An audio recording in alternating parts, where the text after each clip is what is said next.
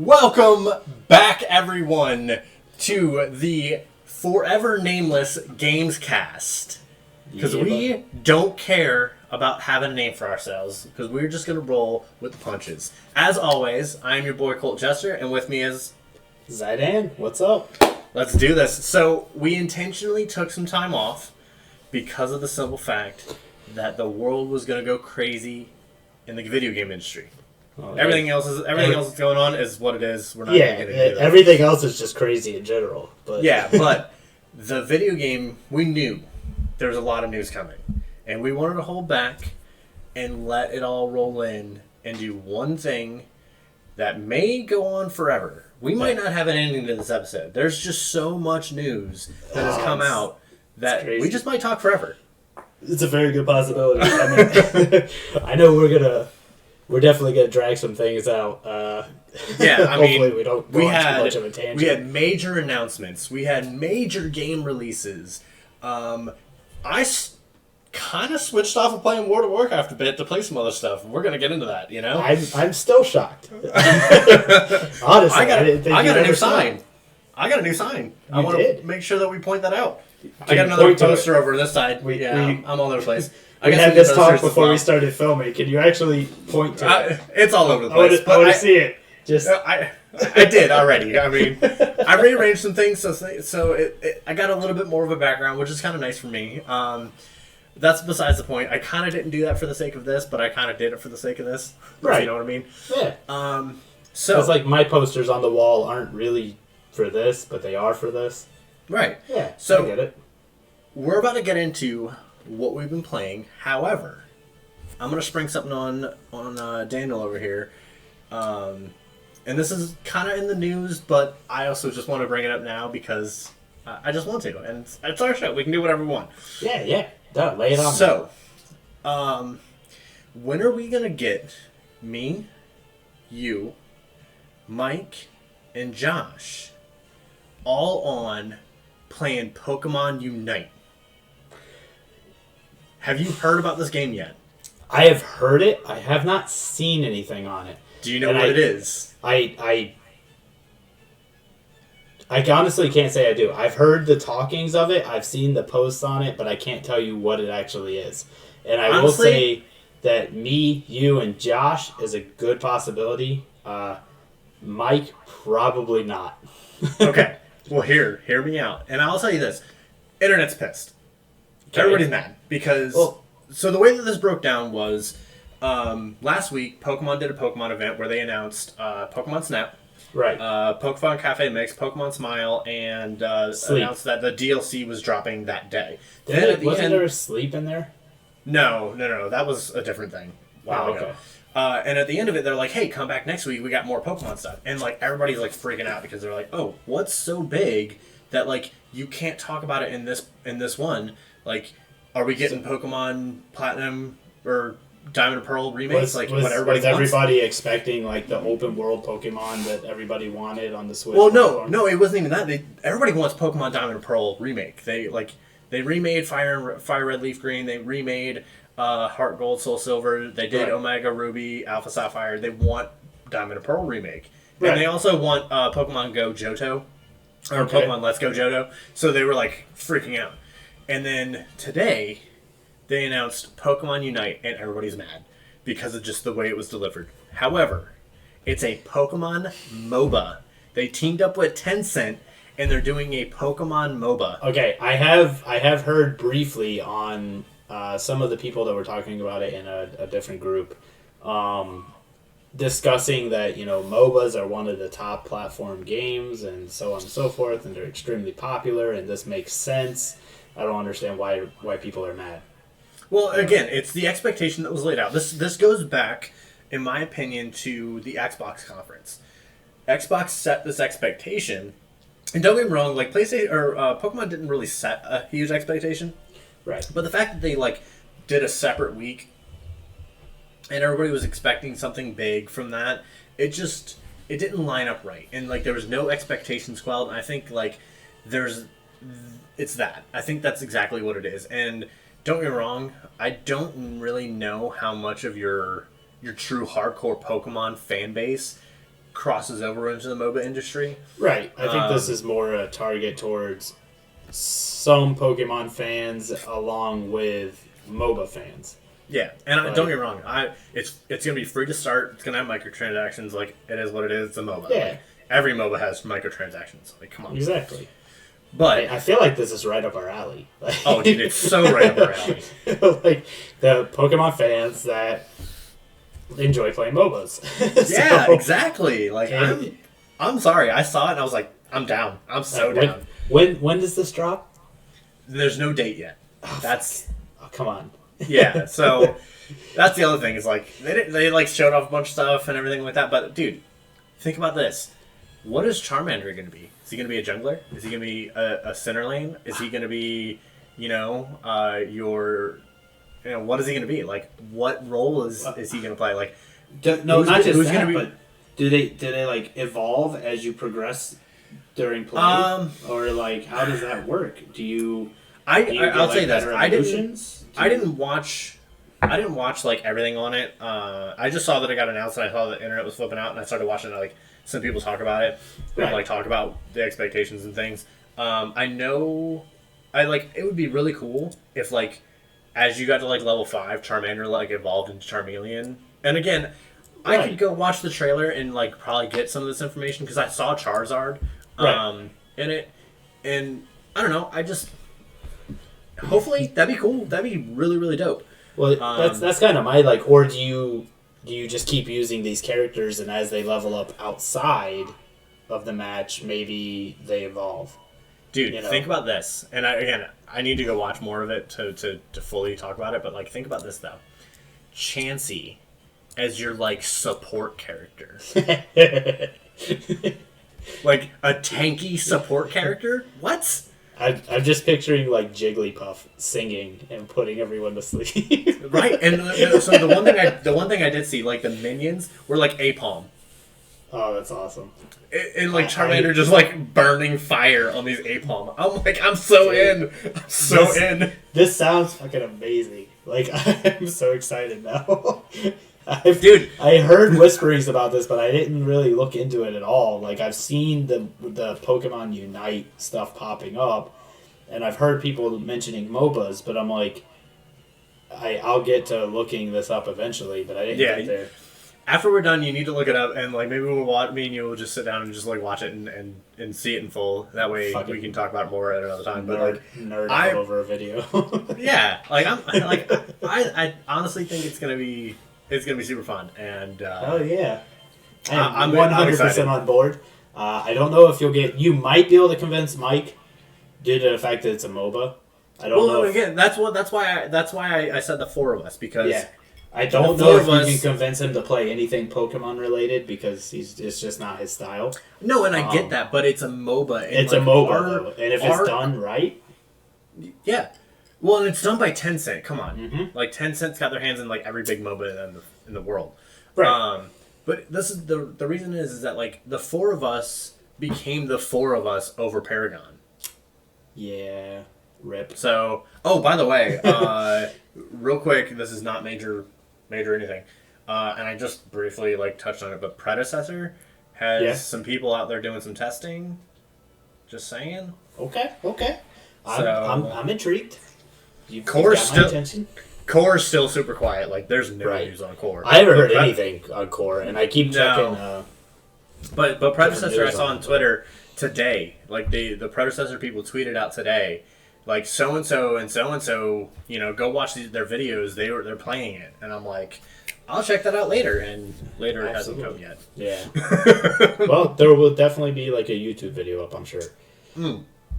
Yeah, so I'm excited with that. Okay. Yeah.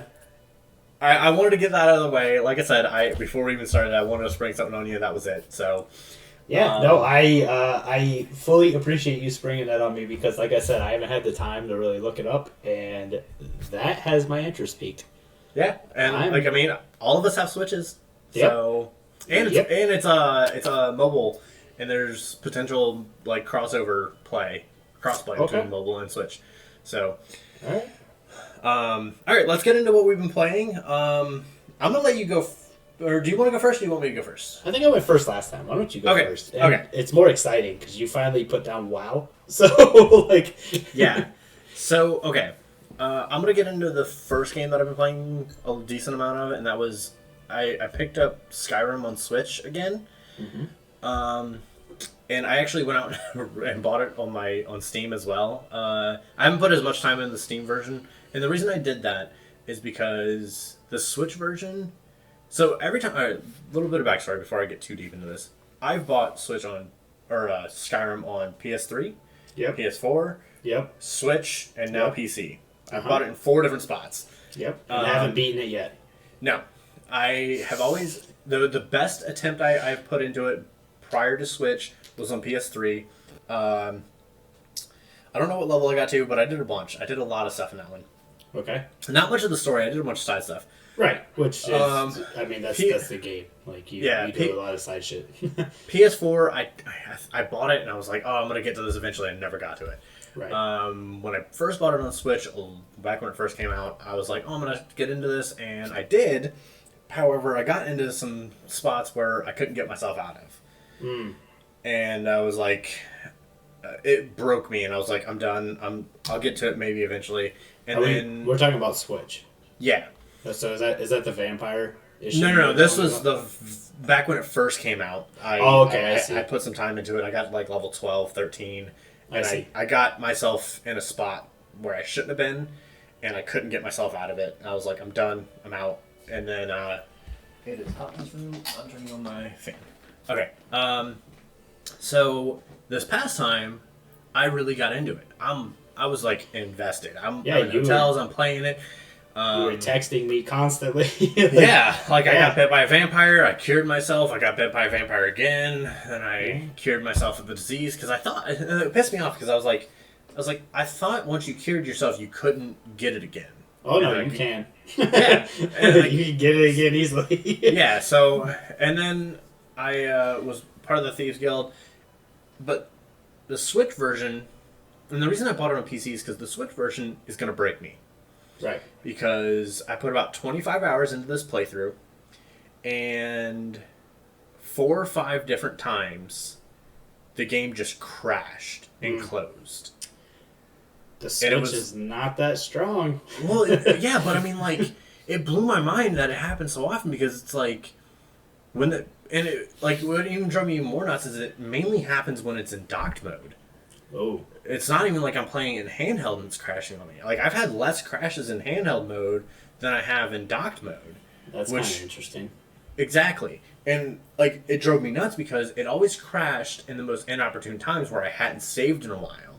Right. So then I lose all this progress and I'm like, okay, I'm going to get back into it. I load it back up. I get back into it. The last time it crashed, I was like, this might be the breaking point for me. And I started again. I created a different character, like different race and different. Trying to play it a little bit differently than I played it on my Switch. Right. But at the same time, I was kind of burnt for a little bit, so I'm like, I kind of put it a little bit back on the back burner. So then, with it being kind of put on the back burner, I decided to pick up a game that I had played a decent amount of, and then kind of got stuck on. I was like, I'm gonna get unstuck from this game, and I'm gonna finish it. And that was Dragon Ball Z Kakarot. Right. This game does everything so well. Like, I haven't played any of the DLC yet. I know a lot of people have been complaining about it because it's just a boss battle for Beerus. I don't care about that. Like, I want to play it, but I don't care that it's just that because with the season pass, you get 2 boss battles and then a story arc. Right. I'm in. Yeah. But the story and the cinematics and all the stuff that they do in this game, I think they do it so well. I completely agree. They did an excellent job of bringing the actual, the anime to life. Yeah, and the part where this game falls a little flat for me is the post game. Right. There's a lot of stuff to do, which is fun, but it's like, I don't know if I know you played it a little bit, but have you ever been in those conversations in the game where the characters are saying like, yeah, no, and they're like making these little noises, but then like the text is scrolling. Yeah. When it's like the they're less not big things. They're not speaking. It's like the lower end cutscenes, Right. Where they're not. It's a cutscene, but they're not actually speaking. But there's text across the screen that you're reading, and they're just like, Yeah. yeah, and it's weird, and that's how the entire post game is. There's like no extra cutscene stuff, and it kind of falls flat in that way. And then like they introduced the time machine, and the time machine mechanics cool, but also not cool because like you can go back and go do like previous missions, or you can go do previous sub story stuff, right? But it's kind of clunky because like you got to try and investigate like where you have these like extra side missions that you miss, and then you have to go through a load screen, and then after you finish the missions, like, are you done in this timeline? Do you want to go back? And you got to like, yeah or no. And if you say yeah, you go back to your present time, and then if you want to try and load into another one, you got to go through another load screen, and that just sounds kind of tedious. It's very tedious, and especially if like you're trying to min max. Yeah. Your soul emblems and like unlock all your soul emblems so you can min max all that stuff. It becomes painfully tedious, and that right there would drop my interest very quickly. Yeah, I mean, don't get me wrong. Like I'm still kind of touching it here and there. I've got about 45 total hours into the game, so but again, the main story, loved it. I want to get the DLC and play through that stuff. And so the last game that I loaded up today, and I've been like wanting to load this up for the last like week. Okay. However, this is a game that I want to try and convince you back into. Oh no. And that's Dynasty Warriors 9. Okay. I thought you were going to say Destiny, and I was... No, don't get me wrong, like, I would love to get back into Destiny, but I don't know anybody that's going to be playing it, so I don't know if you can convince me back into it. And that's fine, that's completely fair. I mean, like, it's getting to the point now where, like, I don't have a lot of the new content, and, like, to try and get back into it is, like, over $100, and I'm not trying to do all that. Right. But Dynasty Warriors, I loaded it up, I started to play it, and I was like, man, I really want that extra person to play with. Yeah. And don't get me wrong, I had a good time playing it, and you have a better chance now of convincing me than before. Right, and that's why I kind of wanted to like talk about it. By the way, hang on. The ferret is awake. Over. He's kind of moving around. He's going to go get food. And he's eating. Okay. I moved out of the way so everybody can see him. I got you. So yeah, that's in a nutshell what I've been playing. I don't think I've really been doing anything else. I did play a few weeks ago. I played a little bit more of Mario Maker 2. I played some Smash. I played some more Diablo 3 on my Switch. Nice. Yeah. I will ask. With Skyrim, you said you bought it on Steam. Mm-hmm. Did you download the mods and everything for it? No, because I want to beat this game. I desperately want to beat this game. I understand. And I will play it. I will say that there are a couple mods for the PC that are very helpful. And, like, not in the fence, and like, they don't change the story, they don't change the gameplay. Like, there's, like, a UI mod, there's some graphics mods that get rid of, like, some of the lighting issues and make it better. Like, there's a couple that are worth looking at. Well, here's the thing. Won't change your gameplay. Here's the thing. Playing it on PC versus playing it on Switch, the lighting's already better. Oh, 100%. It's 100%. I'm just saying, there's, like... The game was built to be played on a controller and console. Right. So some of the stuff gets a little tricky sometimes with the keyboard and mouse, if that's how you're playing it. Mm-hmm. There's like a mod that makes it just easier to do with a keyboard and mouse. I might look into it. I like I said, it's just going to be... I'm at a point right now where I need to take a little bit of time away from it because of the fact that I just played through a bunch of stuff, like a bunch of the stuff that I need to go back through.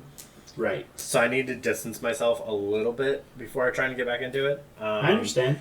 The other thing that I haven't pulled the trigger on because I'm waiting for the right day, and when I say day, I mean night. I've been traveling a lot, so I haven't had an opportunity to. Is I want to finish Hellblade. Oh yeah, you're close too. Like I'm only like 2 hours away. You need to roll that, man. I know. That's so part of my getting away from WoW was there was a few games that I was close to rolling credits on. Right. And that's kind of my mission, is to wrap up some of these games that I've left hanging.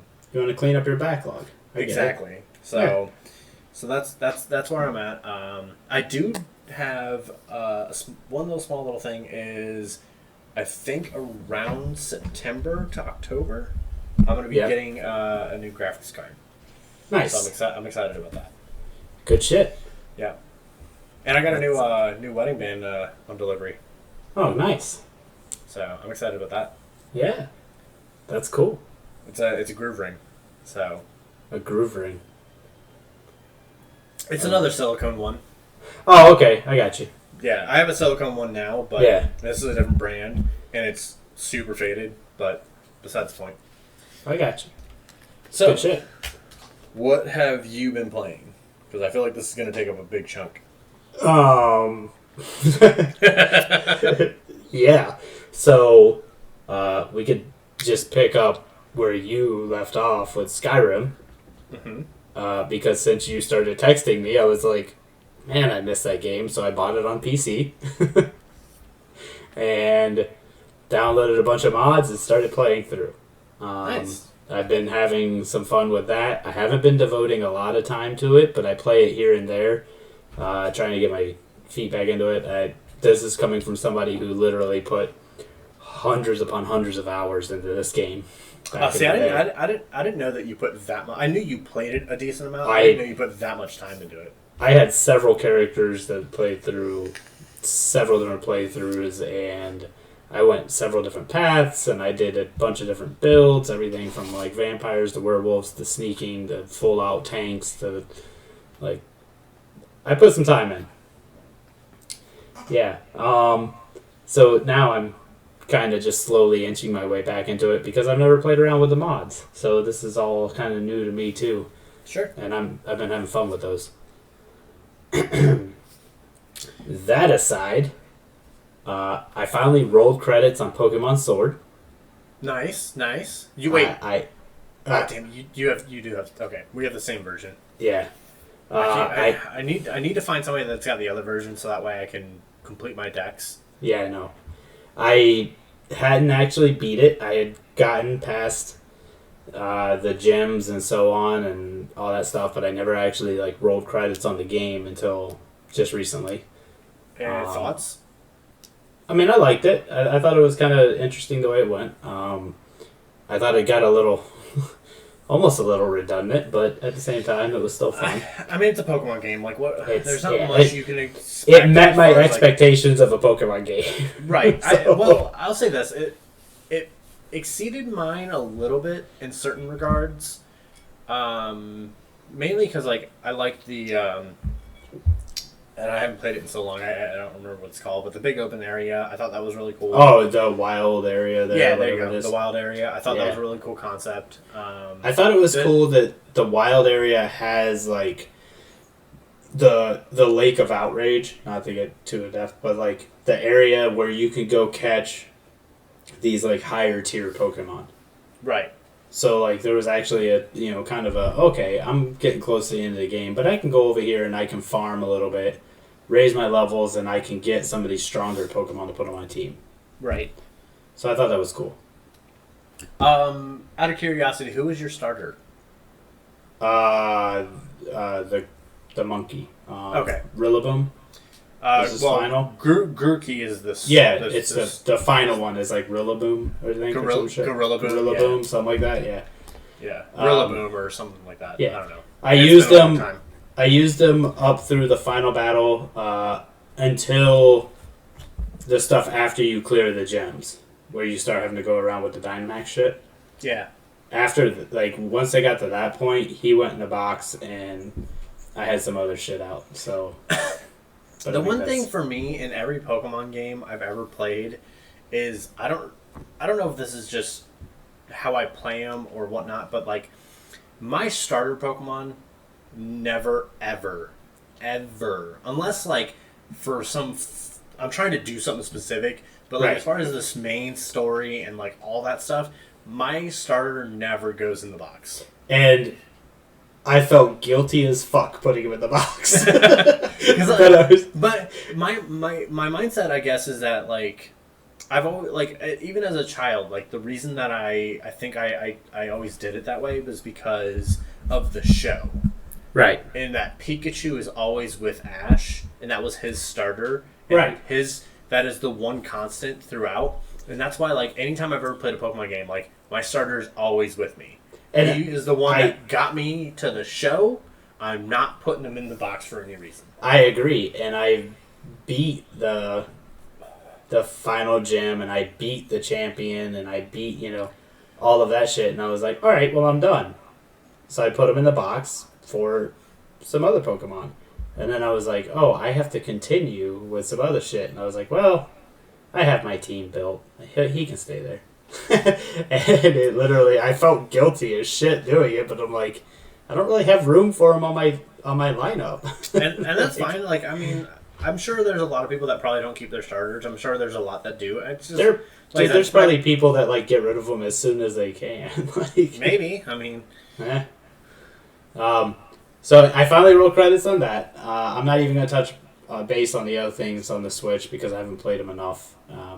Well, no, just briefly touch on them. I mean, the Baldur's Gate, I know you and I both picked up Baldur's Gate 1 and 2.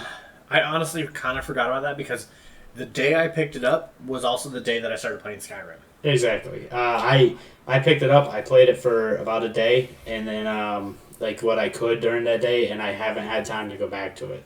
Yeah, so I wasn't even going to touch on it because I'm literally like 3 or 4 hours in. It's not, you've played more of it than I have. Yeah, it's not even worth it. I'll say this: the one thing that I thought was hilarious, and I told you about it, was I got a belt that was cursed, and you could not remove it unless you had something to uncurse it. But it changed my gender, which I just thought was I didn't expect that, and I thought it was really, really cool. I was like, all right, let's go, let's do this. It's like I'm now a girl. Coming from some D&D shit, like, that is, it's just hysterical. It's perfect. It's perfect. Yeah, that's a lot of fun. I guess next I will move on to The Last of Us 2. Okay. A game that I will eventually play. I know you will. I'm a couple hours in, due to some other... some things coming up during the week between school and work and everything else. I haven't had the time to devote to it that I want to. Right. But the couple hours that I played, I was literally just, like, hooked. I mean, it took me back to that, and I know you and I, we had this kind of conversation a little bit before we started recording, in which case we're like, let's put this on camera. It took me back to the first one. So, in the first one, when I started playing the first one, within the first 10 minutes, I remember pausing the game, and kind of how you talked about what you did after you beat the first one. I literally paused the game, and I walked upstairs, and I looked at my wife, and I'm like, I don't know how to feel right now. Okay, real quick. The beginning of that game, the first one, was such a beautiful thing. It was heart-wrenching, but it was beautiful. And it was absolutely amazing. In the first tone. 5 minutes, they make you feel so bad. Yeah, and they set this tone. Yeah. That, like, this isn't your normal thing. Get ready. Yeah. It's about to get weird. Like, prepare yourself because this shit's about to, like, fucking drop. And I remember the first time I turned that on and I played it, and you're running through, and the shit happens with the daughter and everything, and I was just like, holy fuck. Like, this is some deep shit. And I literally like had to get up and walk away. I'm like, man, this game is going to be fucking something else. The first one was just like okay. So I always equate a lot of things to IGN because it's just what I know. It's one of the biggest outlets, and there's a lot of games that they've given the quote unquote masterpiece title to, and some of them like these are really good games. Like they have their faults, but like Last of Us 1 was a masterpiece to me because absolutely it was a game that made you feel things that you've never felt in a game, but also it made like the gravity of every situation. It made them like I just remember in areas with clickers, and I felt so on edge. Dude, it was so suspenseful. Nervous. You're looking for a glass bottle to throw, just so you can fucking get around something. And like I remember those feelings of just like, wow, I need to get past this area, and these fuckers are stopping me. And like, it made you panic a little bit. Yeah. It made you feel like you were actually sneaking past these things.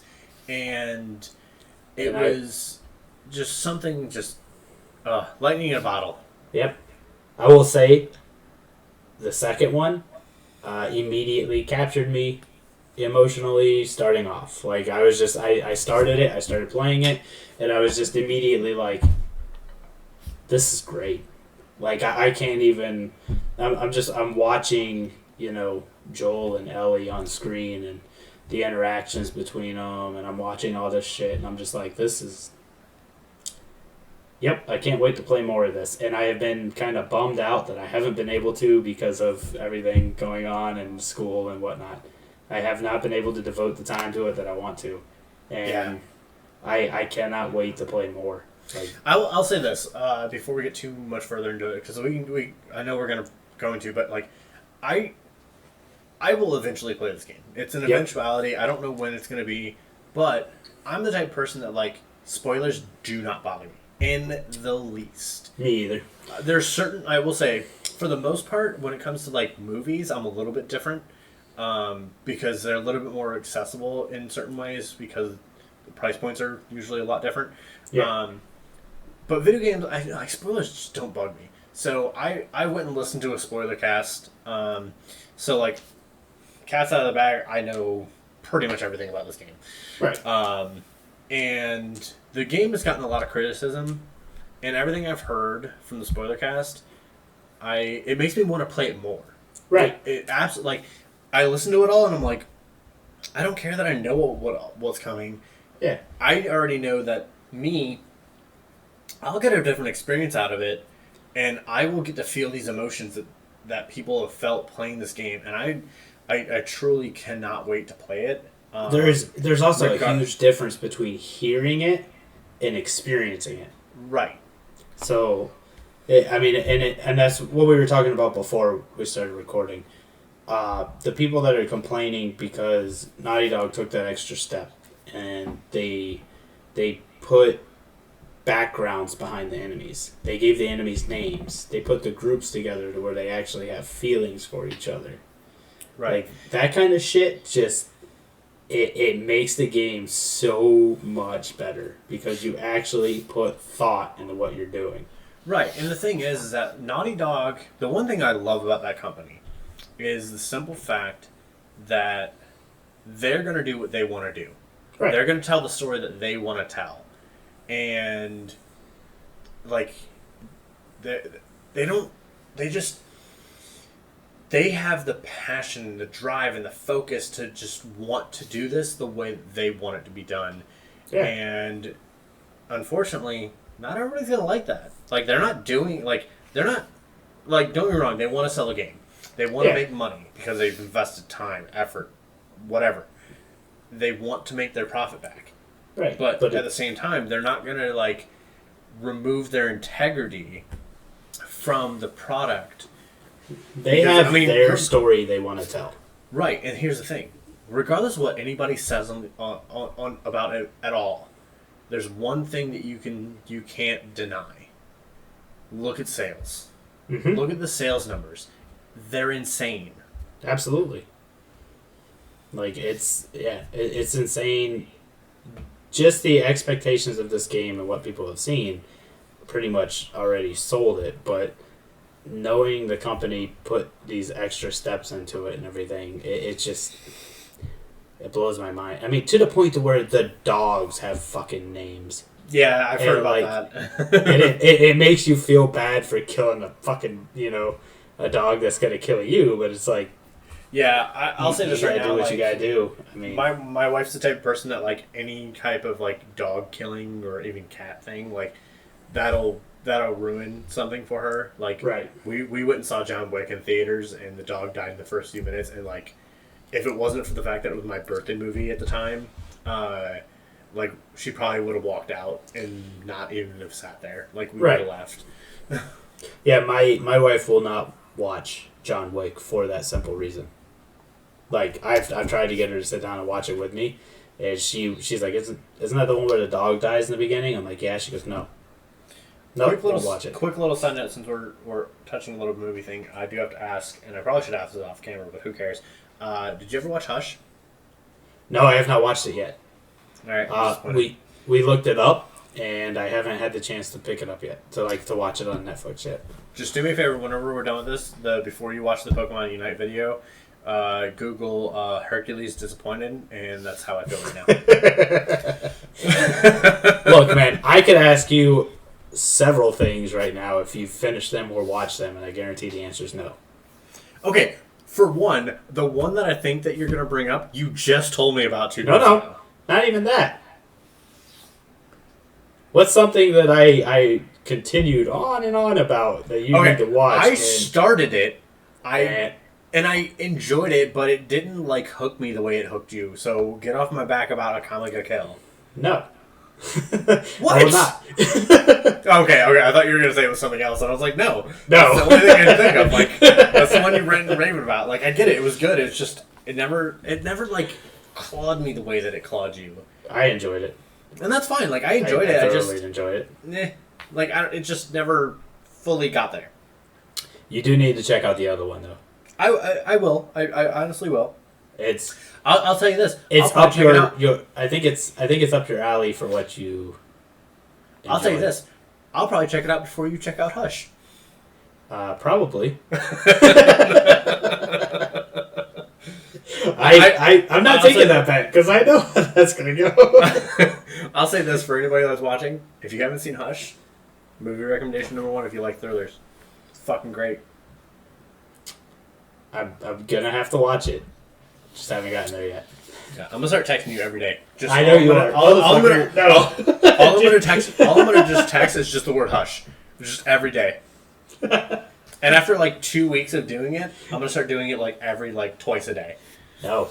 All right. Anyway, I'm just gonna change my number.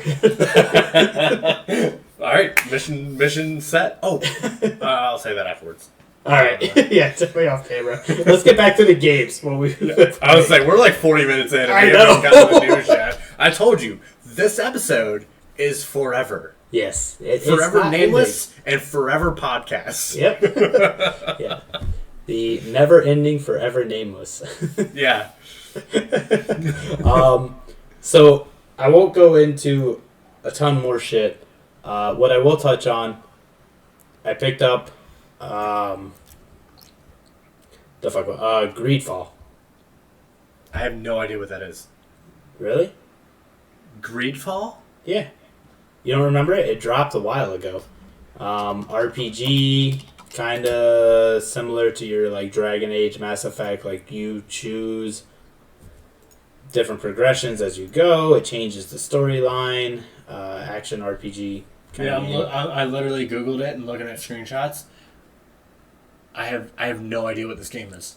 I was excited about this game. I like the art style. The art style looks really cool. I just have no idea what this is. I've not heard of this. So when this game was first dropping, I was like super excited about it. And I was like, oh, I'm going to pick this up. I'm going to get it. And then the reviews started coming in. And people were like, it's good, but it's not great. And, it's not the next, like, Dragon Age, or it's not the next, and I'm just like, well, fuck. I'm like, I have other games right now that I can pick up. I guess I'll just wait until this one goes on sale. Which it did.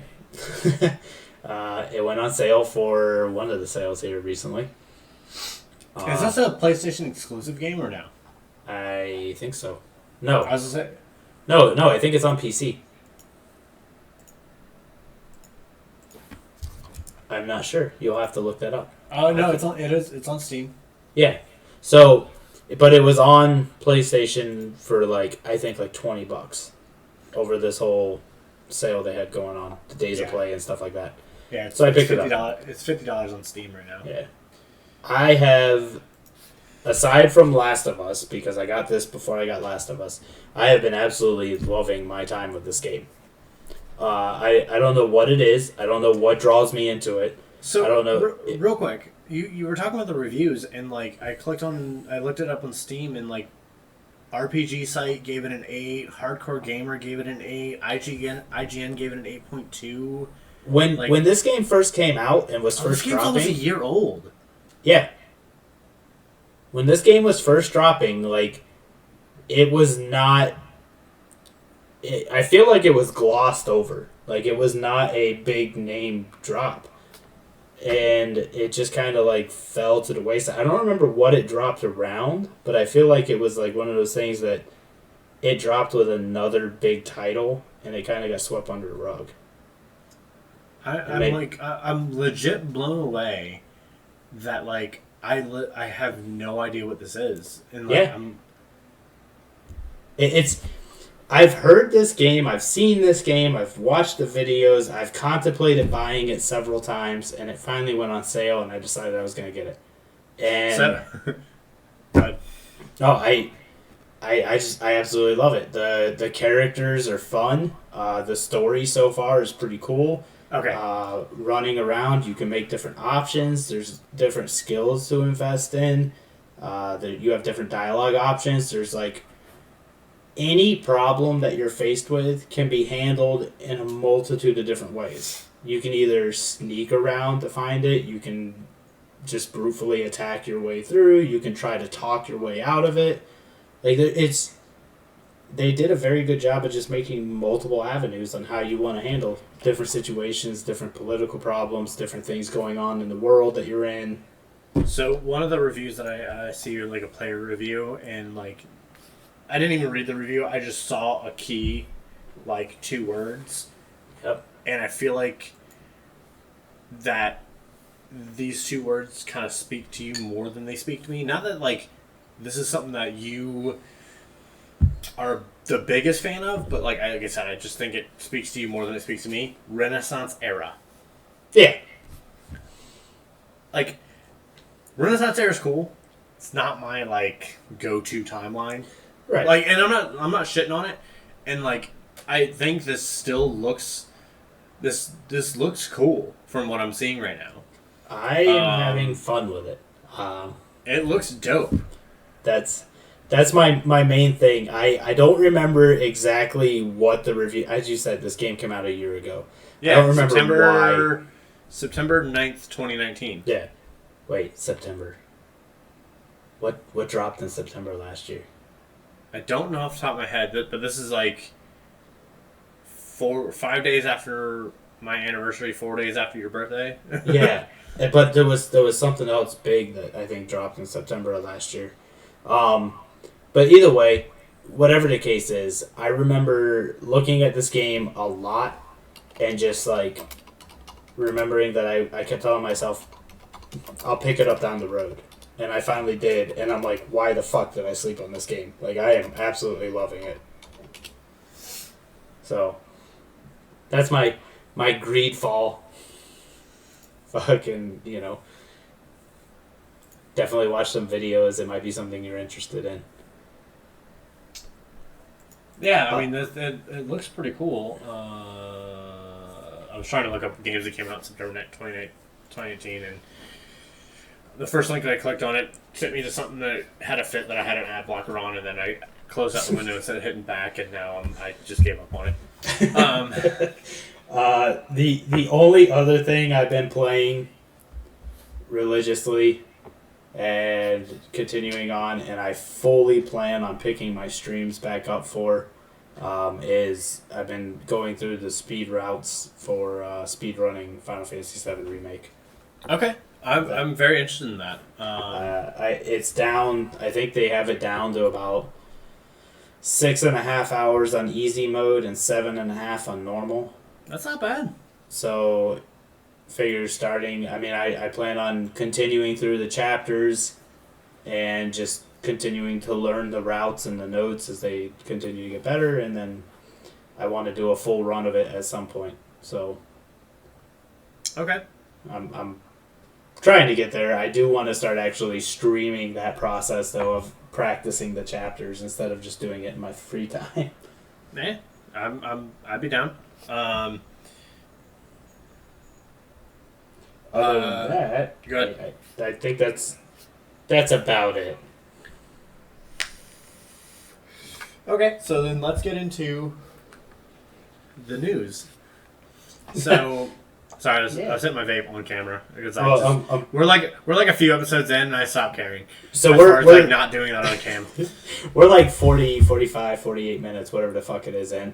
I'm not gonna lie, I'm empty on my beer and I really want to go grab another one. I really want to pee, so let's do a quick cut. Yeah, so just keep the camera rolling. I'll cut. Yeah, it out. So at 48 minutes and 14 seconds, we're gonna cut. Yeah. Well, actually, since I said that and now I'm continuing to talk, we'll say 48:25. So, Yeah. Cut. Be back.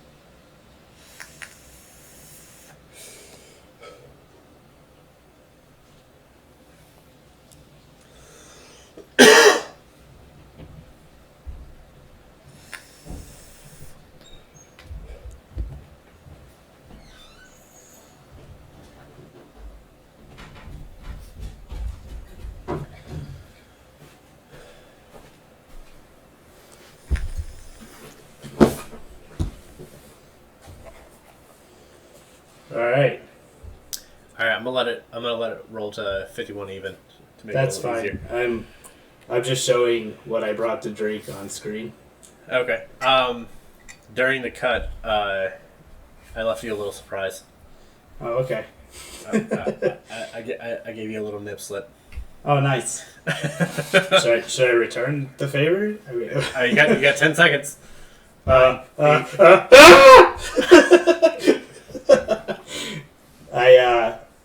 When we went down to... And we're back! Hey! Yeah.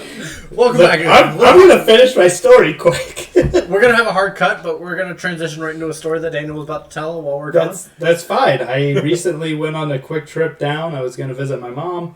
That didn't pan out because the virus sucks.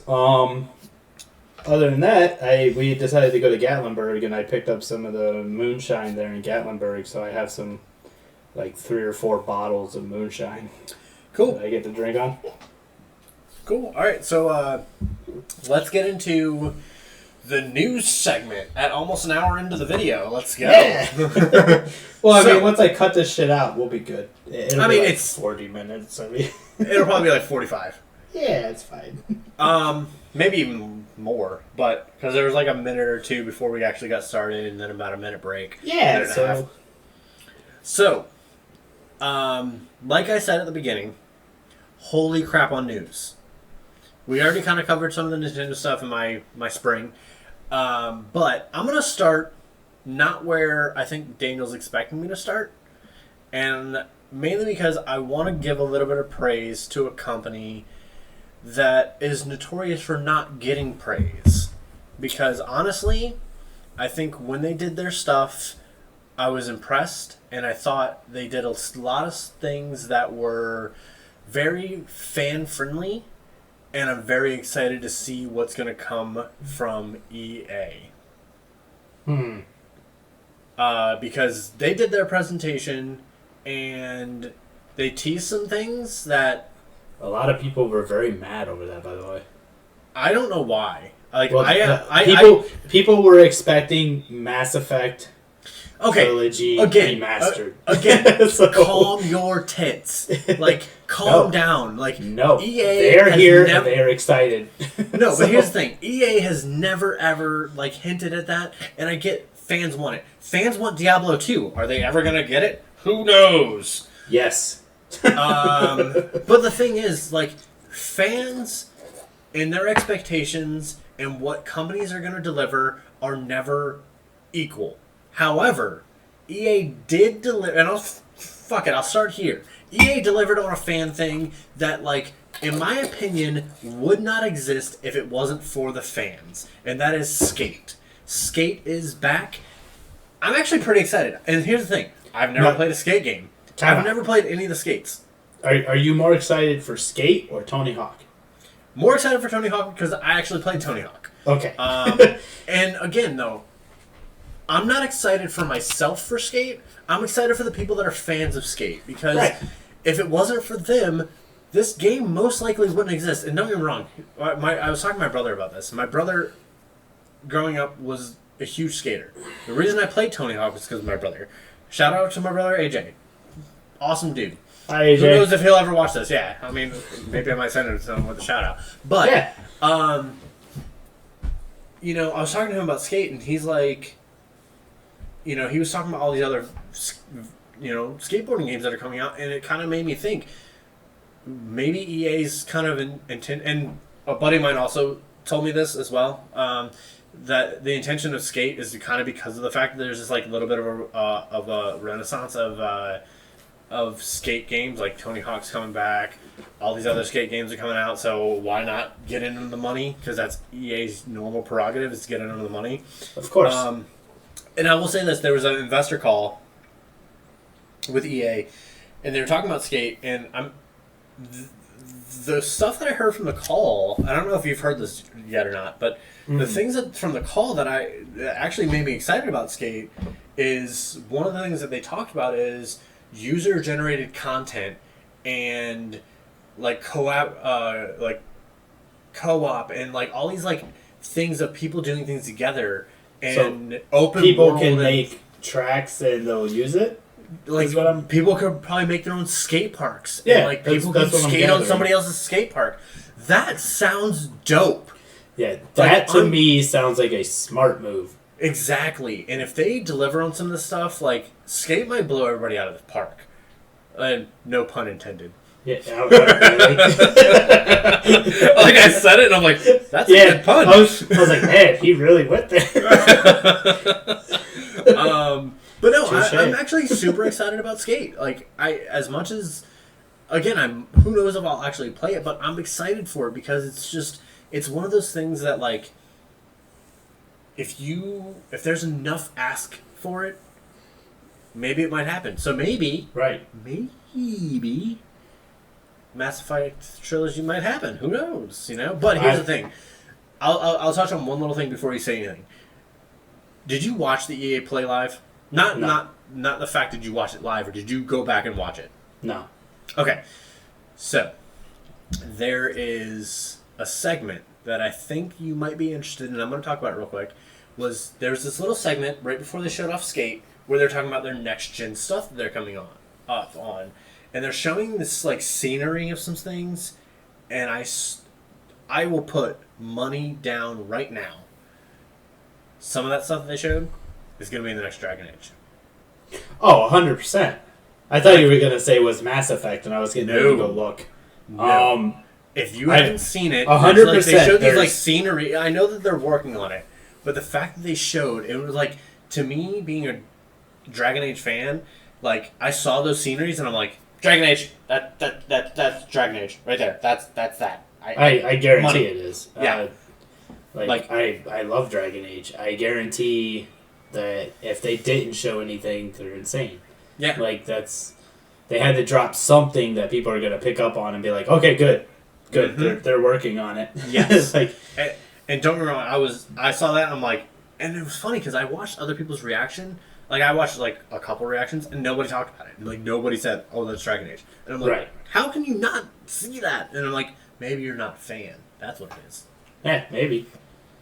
So I'm gonna work backwards. I'm gonna work backwards through. I'm gonna work all over the place on their announcements because there's a couple things I want to touch on. So, like, one of the other things that they showed off some of the sports game stuff for next gen. Yeah. And the one thing that I've always liked about sports games, as much as I don't play them, is if they're done right, they usually show off how pretty and how good looking things can be for next gen consoles. Oh, 100%. And they are, graphic wise, they are absolutely gorgeous. Dude, Madden and FIFA look unreal. Yeah.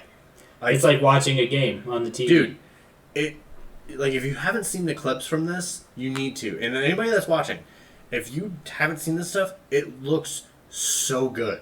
Yeah.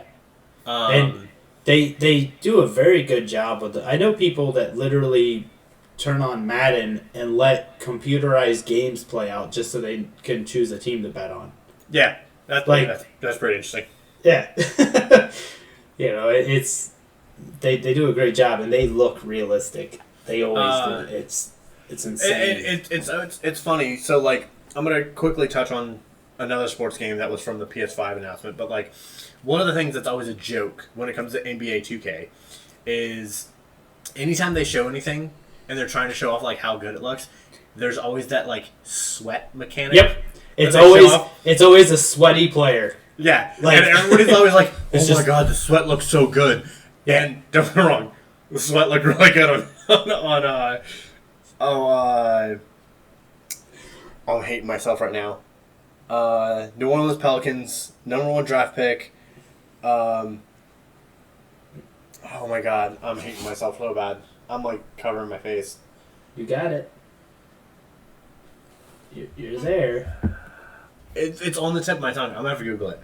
You're there. Come on. Zion Williamson. I didn't even type it in. Zion Williamson.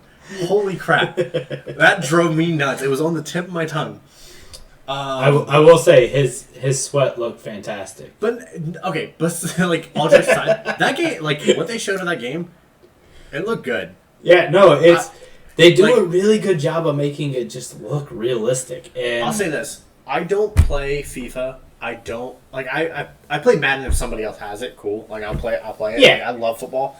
I have not bought a Madden game or a sports game really in probably fucking 6 years. I buy NBA 2K every like so many different years because I do like playing the basketball games. Like, I'm trying to think which one I had. I always thought it was funny though because back when I played, this will date on how long I haven't played for all the basketball fans that are out there. Get your calculators out. Huh? Get your calculators out. Kevin Durant was still in the Oklahoma City Thunder. Like, I have a Kevin Durant jersey in my closet from OKC. Kevin Durant's been on 2 teams since then. So at that time I was a huge OKC fan because I'm not a fan of teams when it comes to basketball. Like, I'm a fan of players. Kevin Durant's my guy. But so whenever I create my character and do the story mode, I played it to the point where I got onto the OKC Thunder, and it was funny because in that year, like LeBron being like a role model and like an influential figure was a big thing, and I had a glitch in the game, and LeBron was still playing from Miami at the time, as well. That's also the dating it. But it was funny. The glitch in the game was LeBron was talking to my character, but he was in an OKC jersey. And like I took a picture and I was like, "This is awesome! Like awesome glitch." That's good shit. Um, I haven't bought a sports game in a very long time, but if I was to buy a sports game, it would probably be a Madden. Okay, so this is because I like playing the football games from time to time. Oh, side note, since you're from Florida, like I lived there, that's where we met, but like you're from Florida, they showed Tom Brady in the Tampa Bay jersey. No. In the clip. No. Yeah, it's real. It's real. No. I'll tell you this right now. Even though, like, okay, so I used to be a Bucks fan, and then at one point in my life, I transitioned to liking the Broncos, and I've just always been a Broncos fan since then. Real quick, shout out to my mom, huge Broncos fan. Yep. However, I hate, and my mom knows this, I hate the Broncos. Yeah. So, it's fine. It's fine. You can hate them as much as you want. You're a Lions fan. We don't have to talk about it. I was going to say, last little side note, that ring I told you I ordered, it's a Lions ring. Yeah, of course. My wife's like, "You really want to order this?" I'm like, yeah. I'm a ride or die Lions fan. Like, I stand behind my shitty team. Exactly. I will. I have I have two jerseys. No, sorry, I have three jerseys in my closet. Kevin Durant. I have my Matthew Stafford jersey, and I have my Detroit Lions Reggie Bush jersey. All right. Touche. I give it to you. Stand by my shit. Yeah, I know. And back when I was like younger and everything, I used to be a Bucks fan, and I like I said, I transferred to a Broncos fan. I don't know what it was. I can't remember why. It was a long time ago that I just. I was say it wasn't because of Peyton Manning, was it? No, it was before Manning. Like it was a long time ago that I like just decided I like the Broncos. I was watching them play. I don't remember what it was. I was just like, I'm going to root for them. I mean, nothing wrong with that for the most part. But since then, that's just been the team I root for. I like to follow certain players through the NFL. Okay, so you're like me with basketball. Yeah, there are certain players that I do like. But I will say that I have never been happier to not be a Bucks fan. Don't answer this question. Well, you can just answer yes or no if you want to, and I will. For the people that I'm not gonna answer the question on the video because it's not appropriate. You know what my dad calls the Tampa Bay, right? I think I know. Okay, we'll leave it at that. And we'll I'm pretty sure I know. We'll get back into the news. Yeah. Anyways, what were we talking about? We're gonna bounce around because the one game that's next in going in the reverse order is the main topic I want to talk about. So Apex Legends, they announced their new content. They announced that they're coming to Switch. They announced that they're having cross-platform play. And I cannot imagine that game on Switch. I can, just because like Fortnite's there. Yeah, but Apex. Right, different graphical it's style. Different. It's different. I feel like powerhouse. if you're having crash issues with Skyrim. Yeah. Like. Well, here's the thing. My point about bringing it up is, this was the first of them talking about cross-platform play, and this was not the this was the starting off point for them. They talked about Apex first. They talked about cross-platform play. They talked about how many games are coming to Steam because Origin's dead, and they talked about coming to Switch. And this wasn't the first time. Or this was the first time, but it wasn't the last time that they talked about games coming to Switch, and it wasn't the last time they talked about crossplay. And this is like one of the biggest highlights, and this is the part where I led off about talking about giving EA some praise, is that Call of Duty was the last big game that came out with crossplay, and not many companies seem to have like really like talked too much about it. And EA came out the gate firing, talking about crossplay. And this is the thing that in the industry, like if you're not doing it, you're failing. In my opinion. And like they jumped in and were like crossplay, and I'm which is something that seems to have literally died recently. Yeah. And EA coming out being like, "Hey, you want crossplay? We got you." Right. And I'm like, "I'm in." Right. It seems to have literally like it was such a big topic, and then it just like faded, and now not to shit on PlayStation or anything like that, but it's like PlayStation has exclusive titles left and right. And it's like, oh, no, we're not. No crossplay. Yeah. It's like, wait a minute.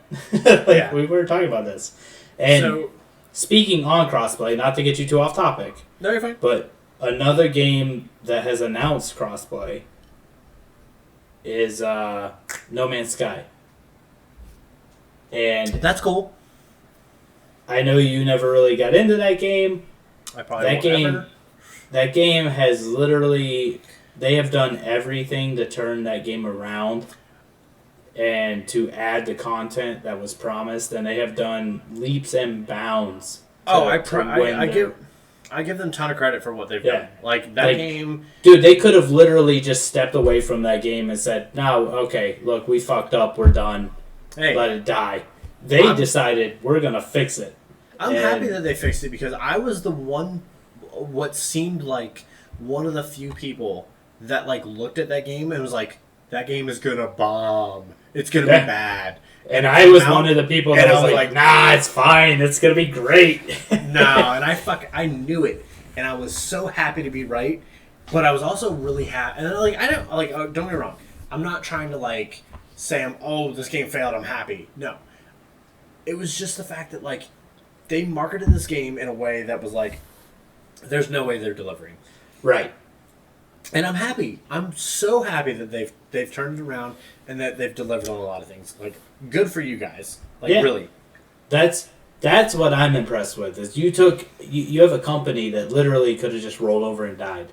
Yeah. And I mean, it was a little company. Like, dude, they had some people that were probably ready to do it for them. Mm-hmm. But they stepped out and they're like, "Look, we recognize we fucked up. We're gonna fix it." Yeah, and they have done everything to fix it. They've added tons of content, and now they're talking about crossplay between PC, Xbox, PlayStation, so on. See, the thing is, like, all this is music to my ears simply because I'm the type of person that wants crossplay more than anything. Because I am a console gamer that has switched over to PC. I would much rather play on my PC. Well, the thing is, like, for me, it was the fact that, like, I feel like I've lost touch with my friends because I made the switch. Like, you've lost us. I feel like I barely talk to you. I haven't talked to Mike in who knows how long. Yeah. I barely talked to Josh. And the fact is that, like, it's because of the fact that, like, I'm no longer on the system with you guys. So if we could open the doors and we could all get back in and play seamlessly, we could get the fucking Core 4 back together. Exactly. And that's what kills me is it's like the only reason I really still have a PlayStation besides Final Fantasy VII, because that's... I mean, yeah. Yeah.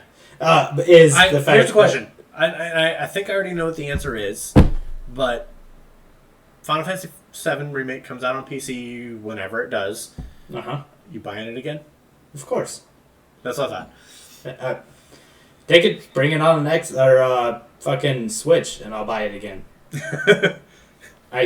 They'll release it for the Atari. You'll buy it again. Yeah, I literally own a copy of the original Final Fantasy VII on PC, PS4, PS3, PlayStation Vita, the regular PlayStation. I own 2 of those copies. The Switch, my phone, and there's something wherever else it exists. Yeah, there's something else. Yeah. All right. Yeah. So, Alright. yeah, I'll buy it again. Okay.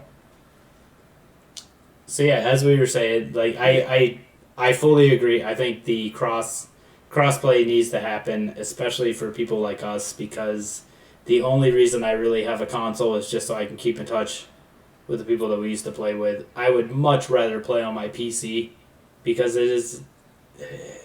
Well, at this point, it's better than my PlayStation. Well, that and So- you've invested the time to put it together, like piece it together and Yeah. part it out, and put the time in to build it, and like your PC. Here's the thing: I feel like I got you into PC gaming, and Yeah. you have a better PC than I do. And You've I'm not seen sa- what I put into my PC. Like, I'm not salty about it at all. Like I don't know what you guys are talking about. No, not at all. All right, so back to the news. Yeah. Anyways. So this is a game that I literally care nothing about. However, the way that they talked about this game and the little advertisement that they showed for it, or the little story thing that they did for it, I thought was heartwarming. And that was The Sims 4 come to Steam and Okay. things like that. Like the little piece that they put ahead of this was super awesome. It was really cool. Again, if you guys are watching, you haven't watched this, go watch it. Like if you don't care about The Sims, it doesn't matter. Right. Really just heartwarming, cool thing to really show what like video games can do for people. The Sims are of literally anybody. a carryover game that will be on like it's like Grand Theft Auto. Like We'll get into Grand Theft Auto. yeah, I know, but I mean it's just one of those things. Like it's the Sims are always there. Yeah. So one of the next games, the next two games that were announced. One was from the developer of A Way Out, Okay. the dude that said "fuck the Oscars" on the Game Awards. Yeah, It Takes Two. Have you seen the preview for this? that sounds familiar. It looks really cool. Go check it out. It, like I said, I there's not much I can say about it because like what this guy promises that this game is going to deliver, I can't do it justice. Like, and hopefully the game does, Right. Because it sounds awesome. There's it has a really lot cool of art things style. that we can't actually like verbatim replicate, but I mean it sounds from what I've it sounds vaguely familiar. I want to say I watched a trailer on this. Yeah, if you haven't, go do it. The next game that I think has the coolest art style is Lost in Random. Have I you don't heard? know this one. Okay, so it's got like this like Tim Burton art style, Okay, you have my attention. and it's cool because like so the concept is that it's in a town called Random, and the world is kind of controlled by this like dice, this like one die that like Okay. determines everybody's everything. And there's Okay. this girl that I guess goes through some kind of traumatic thing, and then she comes across this other die, and she's like there to basically disrupt the world of Random. So she can essentially counteract the other die. I don't know. I mean, like maybe it Right. like the other die has like arms and legs and Alright. makes noises and stuff. It looks really cool. Like You captured my attention with the Tim Burton art style. You have my interest now. Yeah, it looks really, really cool. So the next game that was talked about was Rocket Arena. It's like a shooter, but like everybody has rocket launchers. Okay. It just seems cool. It's just pure homegrown fun. Yeah, it's like a hero shooter, like Overwatch and stuff like that. Yeah. But again, everybody's got rocket launchers. Who brings a knife looked to cool. a rocket launcher fight? Yeah. So the last game that they did like a deep dive on, which honestly, I'm excited about. Because this game has the most cross-platform capabilities: PlayStation, Xbox, PC, and VR. You Okay. can cross-play with console to VR. Okay. Star Wars Squadrons. Yes, I've seen this. Dude, did you watch the deep dive on this? I didn't watch the deep dive, but I've seen the trailers and stuff on it. Dude, okay. So this game, it has like a story to kind of get into things, but like the story has a unique thing that I don't know how I feel about, because in Star Wars you have the bad side and the good side, and I understand not the right terms, but I'm simplisticing it all, and that's not a word, and I don't care. Side? Huh? The light side and the dark side? Yeah, but like it's the rebels versus, you know. So like, but like the story goes that you create a pilot for each side, and you're doing missions for both. Okay. And the reason I don't know how I feel about it is because of the fact that like, normally in a game, you're on one side. Yeah, and you invest in one side. And there's like somebody wins. Right. And I get that like it's leading into the multiplayer part of it, where, you know, whoever wins is the winning team of the PvP stuff. Right. But it just, for a story, I'm skeptical on that side. But the multiplayer has 2 different modes, if I'm not mistaken. So you have your classic dogfights, 5v5 dogfight. That's it. Right. Which, come on, who doesn't like dogfights? Of course. The other one is what's called fleet battles. So there's this like tug of war of what's going on, and it's all about like who can destroy the enemy's like main ship first. Okay. And it's like, the way it sounded was like, say the one team pushes to a certain point, it almost sounded like the other team could kind of push back and start counterbalancing. So like I said, that tug of war of it. Yeah. And then it's all about who. And there's like 3 different stages to fleet battles. There's your dogfight, then there's your like medium ships, and then there's your like motherships. Okay. And it looks really, really cool. And the cool thing about it, and I know a lot of people like heard the price point and they're like, we're nervous about it, but I mean, come on, it's $40. Like, that's gonna be cool. That's not that bad. And not to mention, it comes out in October. We're only like a few months away from it. Like, this game just got announced a few weeks ago initially, like before they did the deep dive. Right. So to go from, and again, you have to remember though, like, Star Wars in general has had kind of a tainted name since Battlefront. Well, that's okay. That's what I was about to get into. So like, EA has tainted Star Wars games. They made it up with Jedi Fallen Order, but this looks cool because it's like first person only. Right. You're in the viewpoint of the cockpit. And I just think it looks fun. It looks good. And here's the thing. The guy who did the presentation talked about the passion of the team. Right. And, like, his passion as a kid about how, like, when he was a kid, he would draw, like, ships and different things like this. And, like, there seems to be a genuine love behind this game. And maybe it's marketing. Maybe I'm a mark, and that's a wrestling term. Get off me. Maybe I'm a mark, but hey, let me be a mark. Like, I'm down. Like, I mean, that's perfectly fine. It's just, like I said, Star Wars has been kind of tainted. I get that. Jedi Fallen Order, yes. However, amazing game. They did a good job. Single player.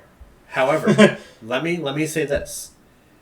Battlefront 1 got shit on hard. Battlefront 2 got shit on hard. Battlefront 2 did enough where majority of your outlets that were out there did re-reviews of this game. Mm-hmm. And the re-reviews went well. Yes. Like, they stuck with that game and they delivered something. And if I'm not mistaken... It took a lot of shit, though, to get them to that point. But hopefully... They've learned a lesson. That's the thing, is they've learned. That's what hopefully they've learned. I think, honestly, like, I hope, for all intents and purposes, I'm sliding over to grab this. I got a VR headset. I got a Quest. Please let it be on the Quest. I will play that game 100% on the Quest. Right. Highly doubtful that it's going to be on the Quest, but, you know, who knows. You can always hope. Yeah, like I said, I'm crossing my fingers. I need more stuff for my Quest. That's all I got for EA. Okay. So, now for the powerhouse of the news. I'm going to start where it matters, and I'm going to ask you one simple question. Yep. What did you think of the console? I personally like it. I feel like it reminds me of a kind of like an Alienware tower. It's and got for that like the kind people of that don't sleek, know, unique design. We're talking about the PS5. there you go. Yeah, sorry, I should have mentioned that. But No, and that's fine. I didn't mention it either. Once we started like rolling, I mean, we already talked about the Xbox, and I felt like this was just kind of okay. I don't know if I've told you this, but about the Xbox, all I can think about is Ren and Stimpy. It's log. When talking about the Xbox, it's log. It's log. That's all I can think about. I'm sorry. That's my mindset. Ever since somebody shared it with me, all I ever see with the Xbox is the Final Fantasy VIII Pandora's box just kind of sliding over top of the city at the end, and it's a giant rectangle that. I can see that. Like I said, to me, it's Ren and Stimpy. Yeah, the PS5, I've seen several people say that the system is ugly. They don't like it. They hate it. I am personally glad that they took a risk. They went outside of we're just going to make a simple design of what we always do, and they went with something a little more adventurous. Like I absolutely love it. And Thank I'm not you. saying that like, oh, I had to let it grow on me. Like, I got pictures up on the screen right now. I'm staring at it. The moment I saw it, I was in a hotel in Cincinnati, and I saw it, and I lost my mind. Dude, I loved it. The design of it popped up on screen, and I'm like, I want that. Like, I want that. That looks amazing. I thought it looked futuristic. It showed the vision of what I think they're going for, and the simple fact that, and real quick side note for everybody that's watching, I'm doing this a lot. Fuck off. It's what I'm doing. Leave it alone. Daniel, you'll see it in post. I don't even want to know. I'm just taking my hand and like I'm talking like an Italian almost, but like not underneath. I'm like over or sideways. Yeah. Like, you know. I got you. Yeah. So, but like. And, okay, so let me ask you the second question. Which version are you getting? So, me being me, as somebody who collects discs and still buys hard copies of things, I would love to say that I would love to go all digital, but I won't. Like, I just won't. There are certain games that I will always still buy the hard copy. So, I'm the complete opposite. I know you want to go digital, that's perfectly fine. Let me ask you, what color will you get? Dude, I'm down with the white. I'm absolutely down. Yeah, hell yeah. See, I looked at the black version, the entire, like the all black one, and I was like, that's fucking sexy. Well, here's the thing though. When are they coming out with that? I don't know. Because here's the thing, like all the different versions I've seen have been like fan made stuff. And have you seen the one? And this is one of my favorites. It's like a Spider-Man version, but it's Spider-Man like with his web shot out, like when he's holding like the subway thing when he's trying to like stop the subway, or like what in the newer one. Oh, and holding it together. Yeah, have you seen that one? No, I have not. Oh man, it looks dope. Like Spider-Man's in the middle, and he's got his arms stretched out over the gap. And that's cool. It's so cool. I have seen a Spider-Man version, and I want to say the ones that because I think I sent you a version of a black one and a Spider-Man one. Yeah, I mean, like IGN posted like 9 or 10 different versions on their Instagram and stuff like that, and a majority of them look really cool. But I'm down with the white, dude. Don't get me wrong, down with it. I am completely fine with picking up the white one. I just think the like all black one looks better, but it's not by much. Like, it wouldn't change my mind. If they said the black one's coming out in a year, I'd be like, well, I'm going white. Like, it's fine. I will say, this is the other thing, is that I'm not getting a PlayStation 5 at launch. I honestly don't know when I'll get one. eventually it's on the list of getting something.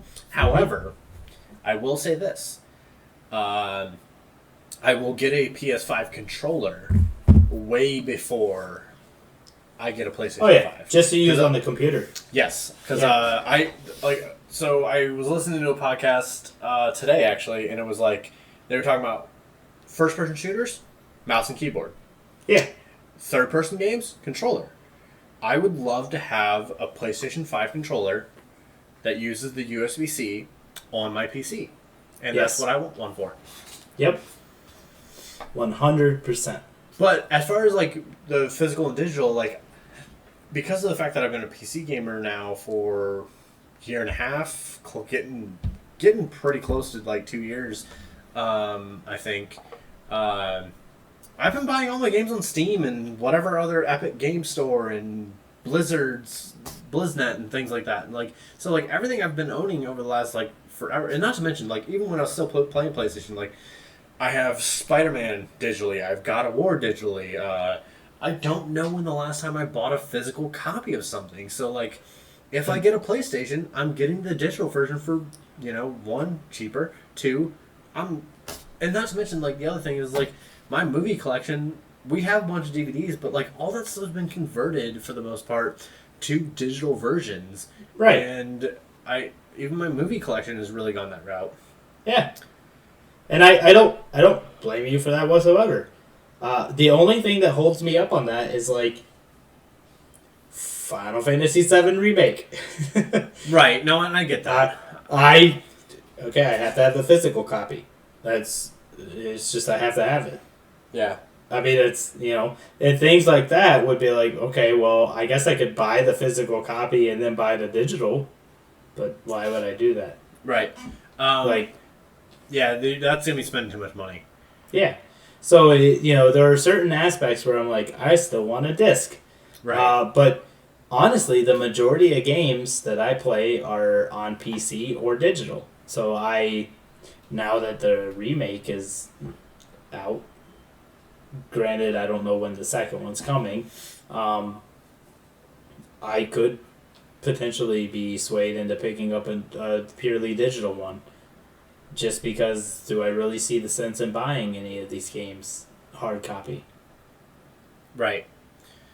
And if I really, really wanted something like Final Fantasy VII Remake 2, whatever they're going to call it, that's probably not official,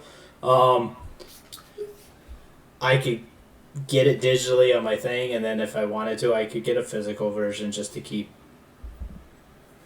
over there somewhere.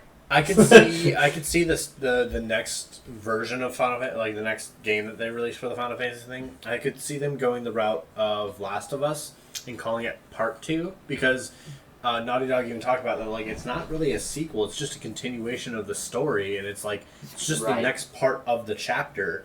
Right. So I could see them going Final Fantasy VII Remake Part 2. Yes. Instead of just saying 2. Like I could definitely see Part 2. So, considering. Okay, let's get into some of the games. I'm gonna rattle off some of the ones where I don't think we have much to say, just because I want to kind of get them out of the way, because I want to at least touch on every announcement as much as possible. Yep. But Bug Snacks got announced. It's from the developers that did Octodad or whatever that game was. I know a lot of people that are excited for it. Not really my forte. Yeah, I mean, to me it looks silly. It has no interest in me. Another game that I have no interest in is Goodbye Volcano High. It looks like a very story-driven thing, which not for me. Nope, not really my cup of tea. Jet: The Far Shore. I don't even know if I remember that one. Yeah, I don't know anything that I can really say to give any context to that, so I can't really say much. Oddworld Soulstorm, that looks cool. I'm glad Oddworld's back. I am glad to see they brought Oddworld back. Will I play it? Nope. I don't know. Probably not. Not unless it ends up as a free game. But I am happy to see they brought it back and they really put some effort into it. It looks cool as shit. It's just not not mine. Right. You know? The Pathless. The notes I have from the PlayStation blog are the mythic tale of an archer and eagle in a vast forest. I don't even remember seeing this game, to be honest. I don't remember that at all. I don't either. Stray. It's the cat in the post okay, world. I remember seeing that, and I remember watching it and going, "This is kind of cool. This is unique." And then it's like, "You're a cat," and I'm like, "All right, I've lost interest." That's kind of how I felt. Exactly how I felt. I was watching it, and I'm like, maybe I could get into this if I knew a little bit more about it. And it's like following the life of a cat. And I'm like, you lost me. Like, I can't. Yeah. Solar Ash from the developers that did Hyper Light Drifter looks beautiful. Yes. I don't have any interest. Like, it's just not my game. Right. The two indie games, so I'm doing it by sections of indie game, third party, first party thing. To give a little context, the two games that I saw that looked super dope from the indie perspective: Kenna, Bridge of Spirits. Okay. This is the game with the little black, spirit creatures, and the girl with the staff that has the bow. And dude, that game looked super dope. Yeah, that one looked like it could be fun to play. Yeah, that looked awesome. And then the other game that I thought looked cool, had a cool art style, had some humor in the trailer, Little Devil Inside. I don't remember that one.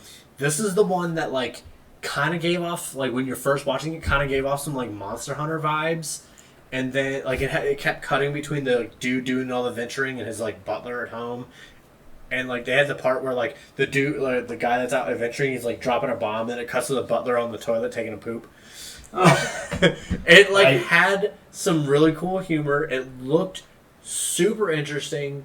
I saw this and I'm like, I'm so in on this game. It looks it just looks fun.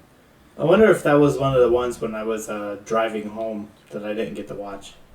Alright, again, that's another one that add that to your list. Everybody that's watching, if you haven't seen it, add it to your list. I'll check it out. I'm giving everybody that's watching some homework.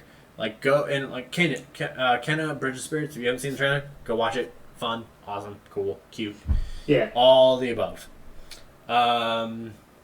So quickly, I'll touch on. They announced GTA 5 is coming to the PS5. First game of any notoriety that's gone from PS3 all the way to PS5. Anybody that's playing, it's going to be free for the online portion for the first 3 months. And then also, if you are a Grand Theft Auto 4 or 5 person that plays on PS4, which I called my dad and told him about this, and I mean, he's played so much of the game, money's not an issue, but they are giving you $1 million every month for free of in-game currency for the online, which I thought was cool. Ghostwire Tokyo fell flat for me. That one, it has my attention, but I need to see more. I honestly, I had interest when I first saw it. This trailer really fell flat for me. It just didn't really interest me all that much. Hitman 3, cool, awesome. I'm happy for the fans that are getting that. Hitman's not my thing. I've tried, not my thing. Right. Pragmata. I have negative amount of interest in this game. Yeah, not crazy about it. Let's see. NBA 2K we already talked about. The games that I'm doing this intentionally in order to kind of get through, but the games I have interest in, Godfall. Yes. I am very interested in this. 100%. So this is my point where I want to talk about this. One of the things that I want right now to be able to play, and this is why I want to get back into playing Dynasty Warriors, is that, and this is honestly the one wish that I want from Elder Scrolls 6, is I understand. Before I even say what I gotta say, I understand that there's a MOBA, or not a MOBA, an MMO of Elder Scrolls, and and things like that. But I want a style of game that's like Elder Scrolls, but I can play co-op. I want to be I literally want you to take Skyrim and add co-op to it. Exactly. I would love me and you are both we both own Skyrim right now on PC. dude, if we could play together and play the story and play all this, dude, how fun would that be? It'd be amazing. It would be awesome. By the way, the other game I want to get back into, and I wish you and Josh would get back into, is Borderlands 3. I was going to tell you, the September timeframe, Borderlands 3 is the one that dropped. Okay, I want to get back into that, by the way. Godfall looks really, really cool. It's by the, I'm very intrigued by Godfall. I want to see more on it. The game I want to see the most of more on is Project Athia. Yes. That game, one is by Square Enix. One is by Square Enix. Two, it looks cool. 3, Gary Whitta. I'm a kind of funny guy, so like Gary Whitta's always on there, but he's also the guy who helped co-write Rogue One. Mm-hmm. He helped write Project Athia. That just adds my interest. Exactly. That game grabbed my attention as soon as Square Enix popped on the screen. I was like, ooh. And from there, I was like, I need to know more about this game. I know a lot of people were freaking out when they saw Square Enix. They're like, "Is this Final Fantasy 16? Like already? Like what?" And I didn't think that personally. No, I had no expectations of Final Fantasy popping up right now. I'm trying to figure out which one I want to talk about next. I'm gonna go Resident Evil Village. Okay. So Resident Evil 8. Yes. So Resident Evil 8. That looks dope. I will say this. I'm constantly checking the Steam store since this got announced, waiting to see Resident Evil 7 go on sale, because I'm a very lapsed Resident Evil fan. But if I can see Resident Evil 7 go on a good sale, I'm scooping like a mofo. I heard that 7 was a lot of fun. Yeah, and that's why I want to scoop. Yep. I would love to pick it up. I don't want to pick it up on my PlayStation. I want to get it on my PC. Especially because it's first person. Yeah. So that's where I've been, because I've seen it on PlayStation on sale a lot, and I'm like, I don't want to do that. I don't want it on PlayStation right now. I want it on PC. So. Yeah. And the last third-party game that I have that I think, for me, from a third-party perspective, and from what I understand, it's going to be a timed console exclusive for PS5 that I'm the most excited for, is Deathloop. That one looks interesting. See, here's the thing. It's by Arcane Studios / produced by Bethesda. But Arcane Studios, they're the guys who did Dishonored and Dishonored 2. Right. And it looks like Dishonored. Yes. And you never played Dishonored, right? I have the first one. Okay. How much did you play?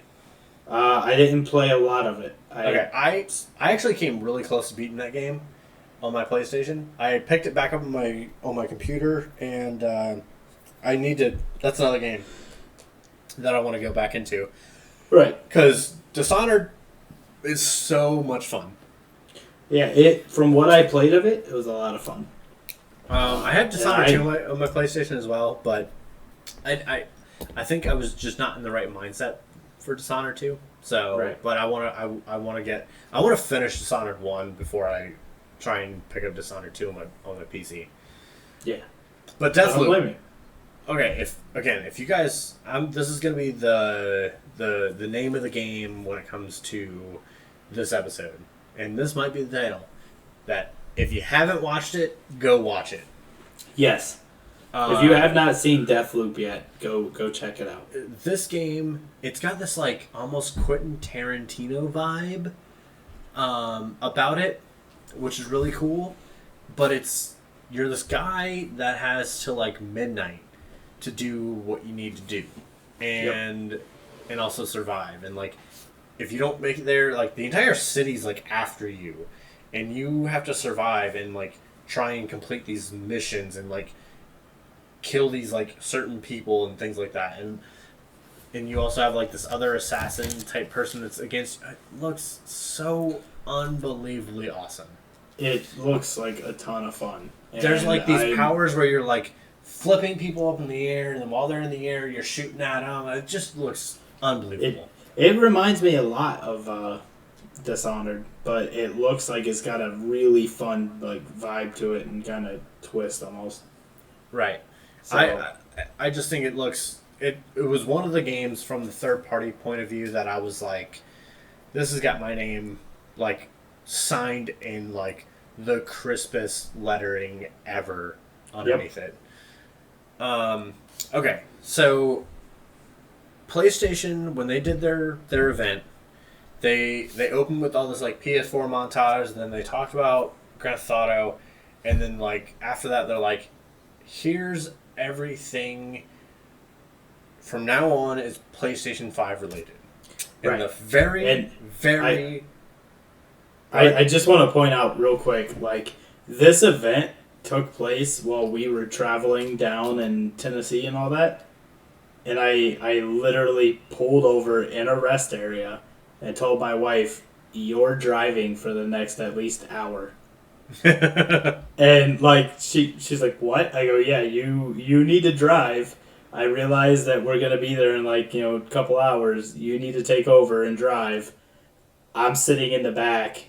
I have a video to watch. And I, like, just climbed in the back of the truck. I'm like, take off. Go whenever you're ready. And I hit play. Okay. I gotta watch this.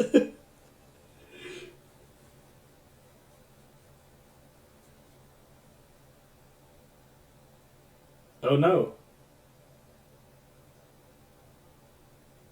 What? Where'd you go?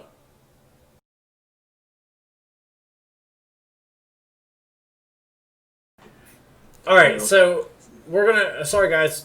Hard cut.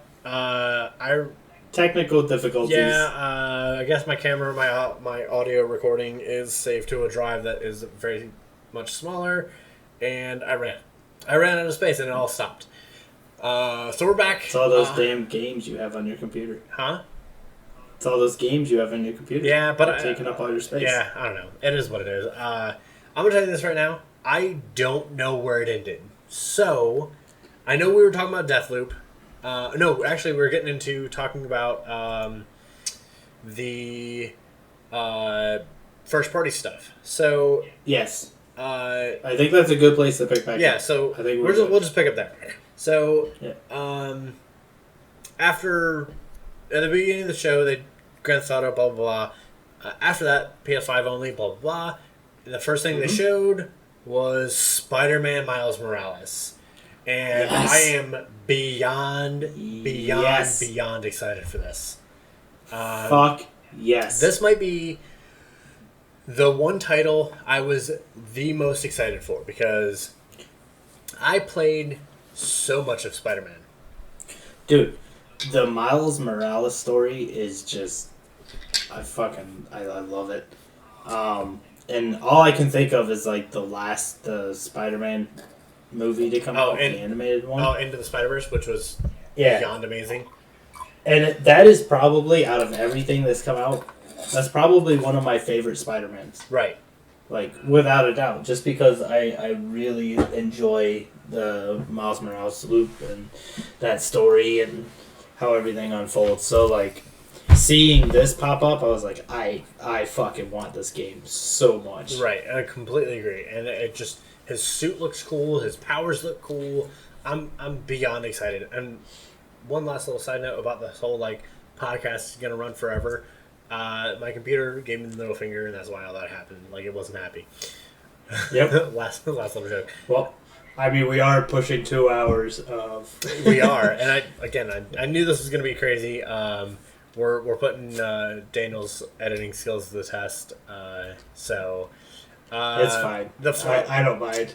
I need the practice. So I want to touchstone on something. So to get all this information on my other screen over here, I have the PlayStation blog opened up, and they've got like an indie breakdown. They got third party breakdown, and at the very top they got like their main like first party titles. And I'm just realizing that like Spider-Man's got this big old picture showing like, hey, Spider-Man's been announced. Then the other game, which is that it got announced at the end, which is Horizon Forbidden West, which, don't get me wrong, I played the first one. I thought it was fun. I didn't beat it. It's not my... It was cool. However, Forbidden West looks gorgeous. And before Daniel says anything, outside of that, that's all they have for pictures. So, like, I kind of started to forget that there's 2 other games that I wanted to talk about. Because they just don't really shine a good light on the other two games, which kind of upsets me. Right. We'll get into why it upsets me here in a second, but Daniel, Horizon Forbidden West, thoughts? Thoughts? It looks absolutely gorgeous. I enjoyed the first one. I am really looking forward to playing the second one. I want to see more. Like, I've only seen the little bit they teased, and I would like to see more on it. But if it's like the first Horizon, I kind of understand the gameplay. I kind of understand what's going on with it. So See, okay. it just makes sense. So I thought they showed a good chunk, and this is a game where I think it's better to show less than more, because if you're, and I get it that you want to try and market and maybe pull more people in, but at the same time, like, if you play the first one, like, you don't need to see more. Like, if you enjoyed it, if you like, you're looking forward to like It's, just off of this. the first one explains how everything is played. I just want to see more of the world. See, I thought it looked beautiful, and I want to see what am I getting into in the West. But I guess that really just comes with the game releasing. yeah, but here's the thing. I think the trailer alluded to this game is going to be ridiculously big. They showed so many different climates and like locations and like and things. It just, they showed a lot, and like if you really break it down, like I feel like they showed that this game's gonna blow people away with how big it is. And I'll say this: Spider-Man looked good. A lot of these other games look good, but for Horizon Forbidden West, I think was the prettiest game reveal that they showed. This game looked unbelievably gorgeous. Yeah, it was absolutely beautiful. So, on to my being upset with the way that the PlayStation blog is kind of pictured here. I am... Okay, so the last Gran Turismo that came out, it came out on my birthday. I was like gung-ho that I was going to get this game. I was like, oh, this is tailor-made for me. It's coming out on my birthday. I'm so excited. And then the reviews came out, and I was like, never mind. And I was kind of upset that I never like gave it the time of day, because I love Gran Turismo. I love racing games. Right. I'll say this: Gran Turismo 7. If you weren't paying attention to the details, and one thing I've been upset with a lot of the reactions, because like it was almost like majority of the people that were reacting to this checked out hard on watching this, and I thought this game was beautiful beyond. And like it looks pretty. The realism behind it looks amazing, and it looks like what I expect a Gran Turismo to be. Yeah, and like the detail, like when they were showing like the actual gameplay, the detail, like I was sitting there like looking at all over the screen, like picking out all the different details of what they were showing, like inside the car, and I was blown away. Like they had a little reviewer camera type thing to show you like behind you.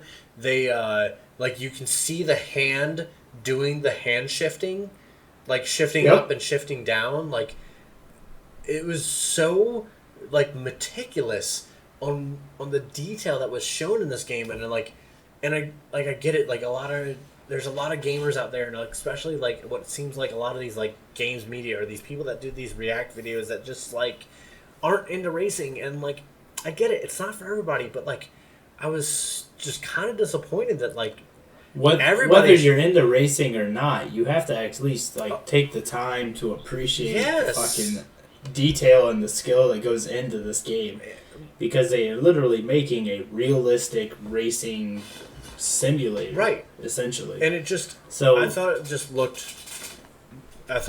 just really, really awesome. What was the last one? The last one is a game that I've played before, and I don't have any interest to replay it. And I know this might be one of the ones that you're more excited about, and that's Demon Souls. Yes, 100%. I am fully on board. It was my first ever Souls game. It was the first thing that really ever got me into the whole Souls category. I played the ever-loving fuck out of Demon Souls. And I am super excited to see this one come about. I'll say this. It looked gorgeous. I mean, unbelievably gorgeous. And I always go back to my story of how I played Demon Souls. So, in the Chicago area when I lived in Chicago, and I know they had them a bit all over the place, and you might have seen them at one point in time in your life, but there was a game store trading thing that was out there that was called Play and Trade. Okay. And to me, this was like what I thought would have been like the GameStop killer of stores, because they had the best like gimmick of a store, and it was you literally could go in there and play any game, used or new, because they had a copy that was like for new games that was like specific for the store, and you could go in there and ask to play it, and they had consoles set up around the store, and you could try out games before buying something. That's awesome. And so the one time I went in there, I tried out Demon Souls, I tried out Dead Space, and I tried out a third game. I cannot ever remember what it was, but I ended up walking out with Demon Souls and Dead Space after playing them in the store, and it was like getting an opportunity to like try these games, and I was like, I thought I would end up getting into Demon Souls. It wasn't the case. Dead Space scared the ever-living shit out of me. But dude, I got so deep into Demon Souls that like, yeah, I think we talked about it back then, because like I think we were trying to do some of the like co-op stuff that they had, and like it just the co-op stuff was not really built well right, back then. and I'm sure that they're going to improve on that. But yeah, I will say this: I went on like a tirade of watching people reacting to Demon Souls.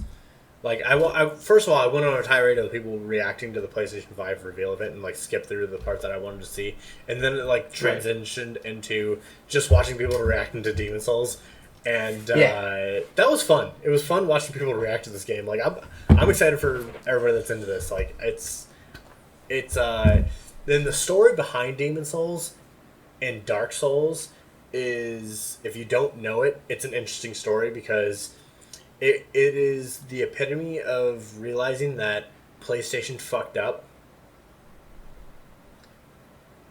Yeah. With Demon Souls / Dark Souls, and they could have had like Demon Souls wasn't exclusive to the PS3, and they could have had Dark Souls as an exclusive, but they didn't know what they had with Demon Souls, and it went through the different avenues that it went through, and became what it did.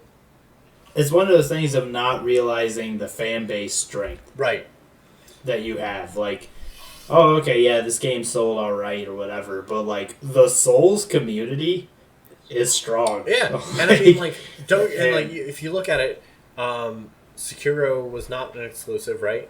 If I'm not mistaken. Right. So, but the thing is that PlayStation did learn, and Bloodborne is an exclusive, and here's the last thing I'll say about Demon Souls, and I'll let you say whatever else you want to. But like, the cool thing about what's going on with the Demon Souls remake is there's two things. So they're not calling it Demon Souls remake; they're just calling it Demon Souls, and I'm fucking it up the entire time I'm saying this.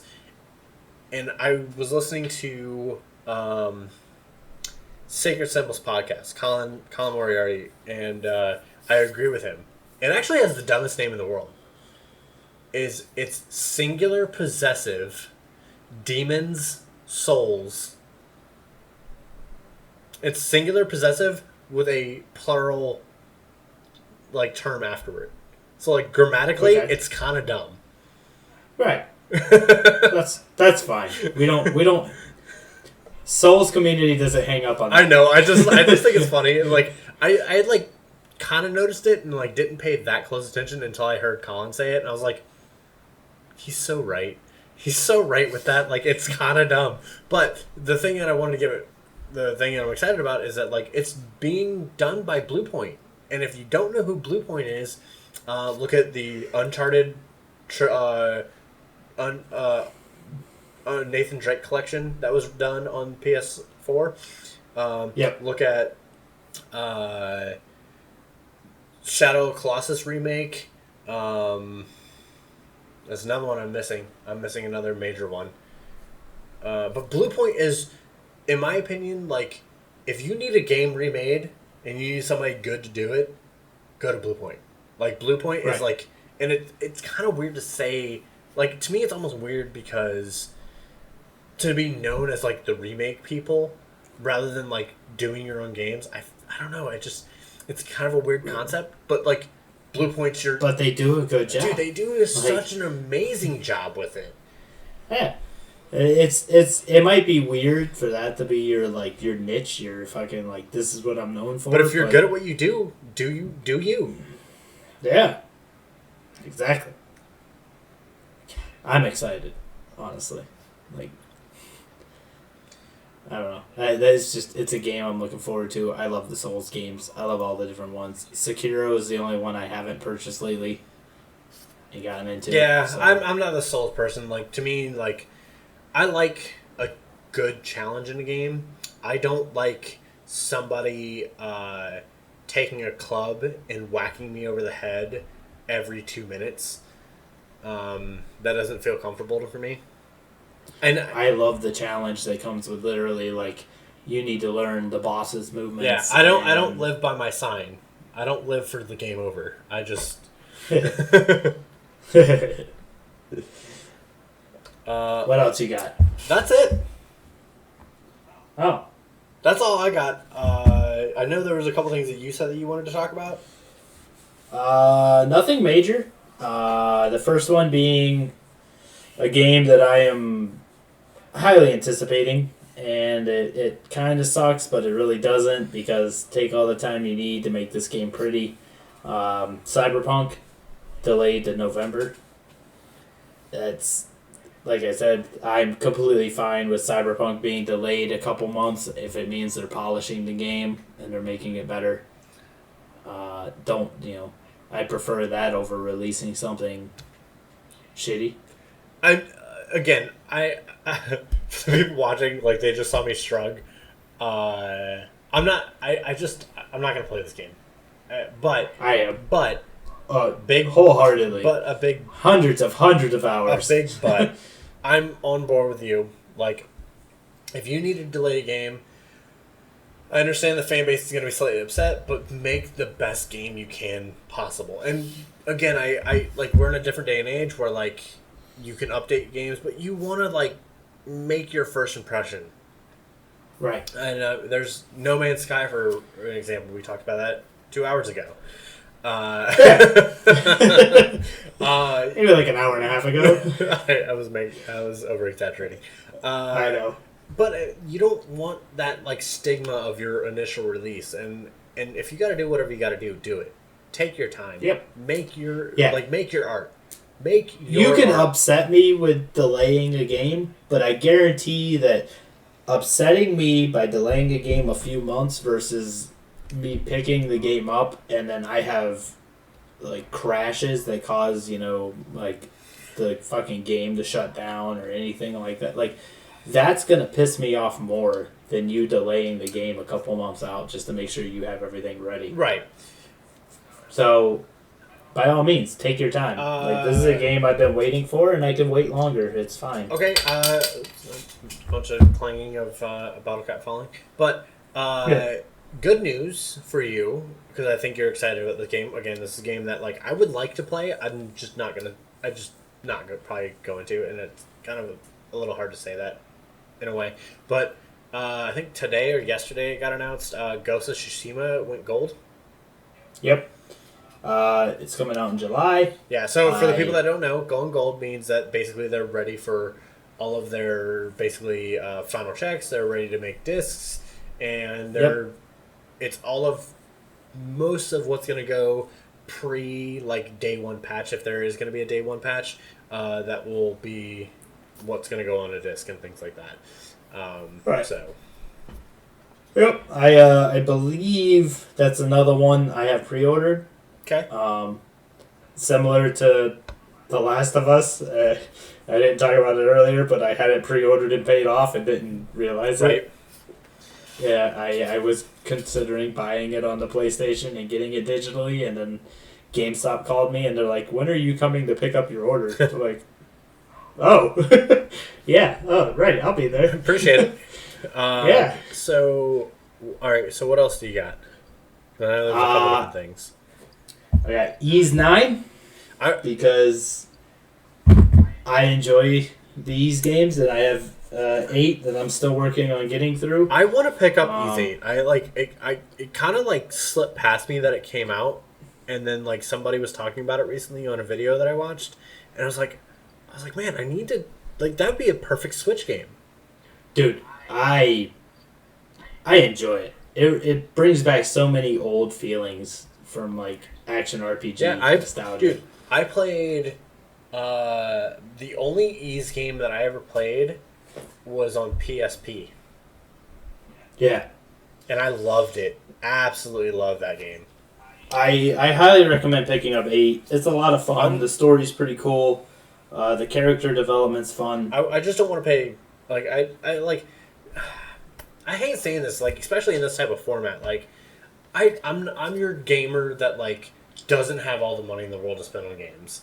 And I'm not saying that you are, but like I have to be very picky and choosy about what games I play because I have a limited amount of money, and like I would love to give the company as much money as their game is deserved as far as like paying $60, but like it's not just that it's better, it's just that like I don't have that to spend on that, and so like if I could see it on sale, like I would love to.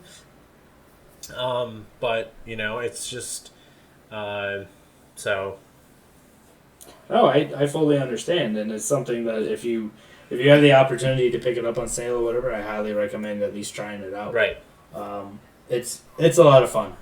Ys 8, I've had a great time with it. I need to beat it. I'm pretty far in it. I don't know how far, but pretty good ways. Right.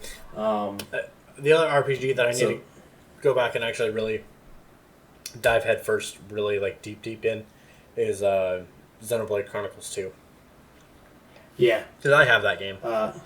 I do too. And I'm very far in that game. I'm not that far.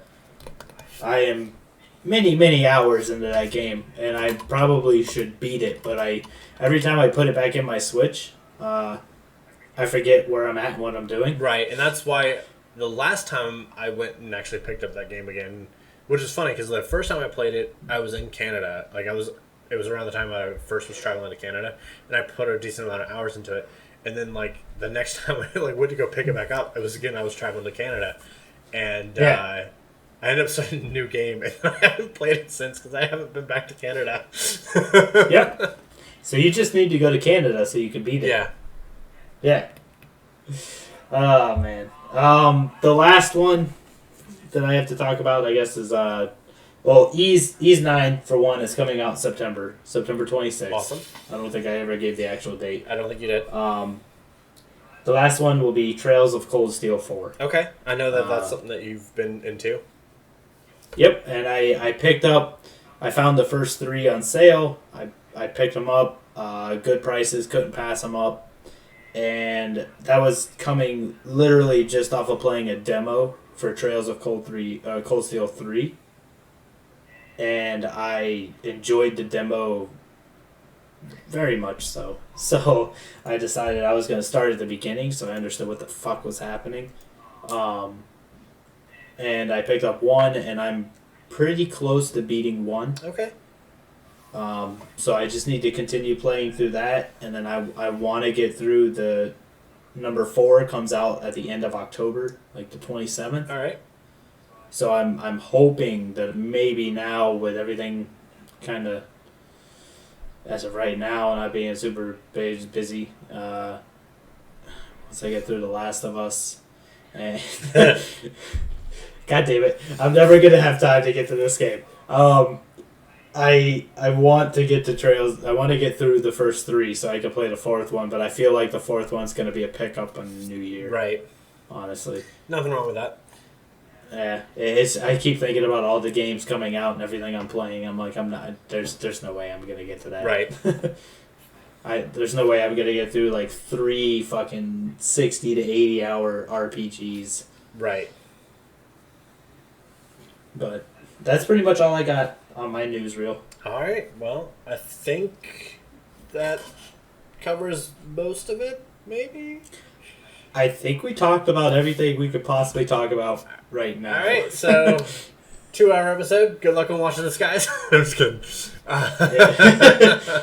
Don't worry. When I edit out all of the extra shit, it'll only be 1 hour and 58 minutes. So something like that. Yeah. All right. Well, again, we appreciate you guys coming on this little journey with us, and always being supportive and everything like that. Hopefully, again, we won't be gone too long, but I think this summer has got a lot to offer, so we should be back in around for a lot of that. So thank you again. Yeah, I think we should try to maybe every other week or so as we can continue forward. Right. So, as always, we've been who we are, and yep, that's about it. Yeah, no, I mean, we drop these on both of our channels, so if you watch it, try to maybe split it in half. Who knows? Give both of us some time. Drop a like and everything, all that jazz. Subscribe to both of us. We'll have links in below for each channel, whoever you find it on. But as always, this has been the Forever Nameless Gamescast. Yeah, buddy. And peace. Yeah. Till next time.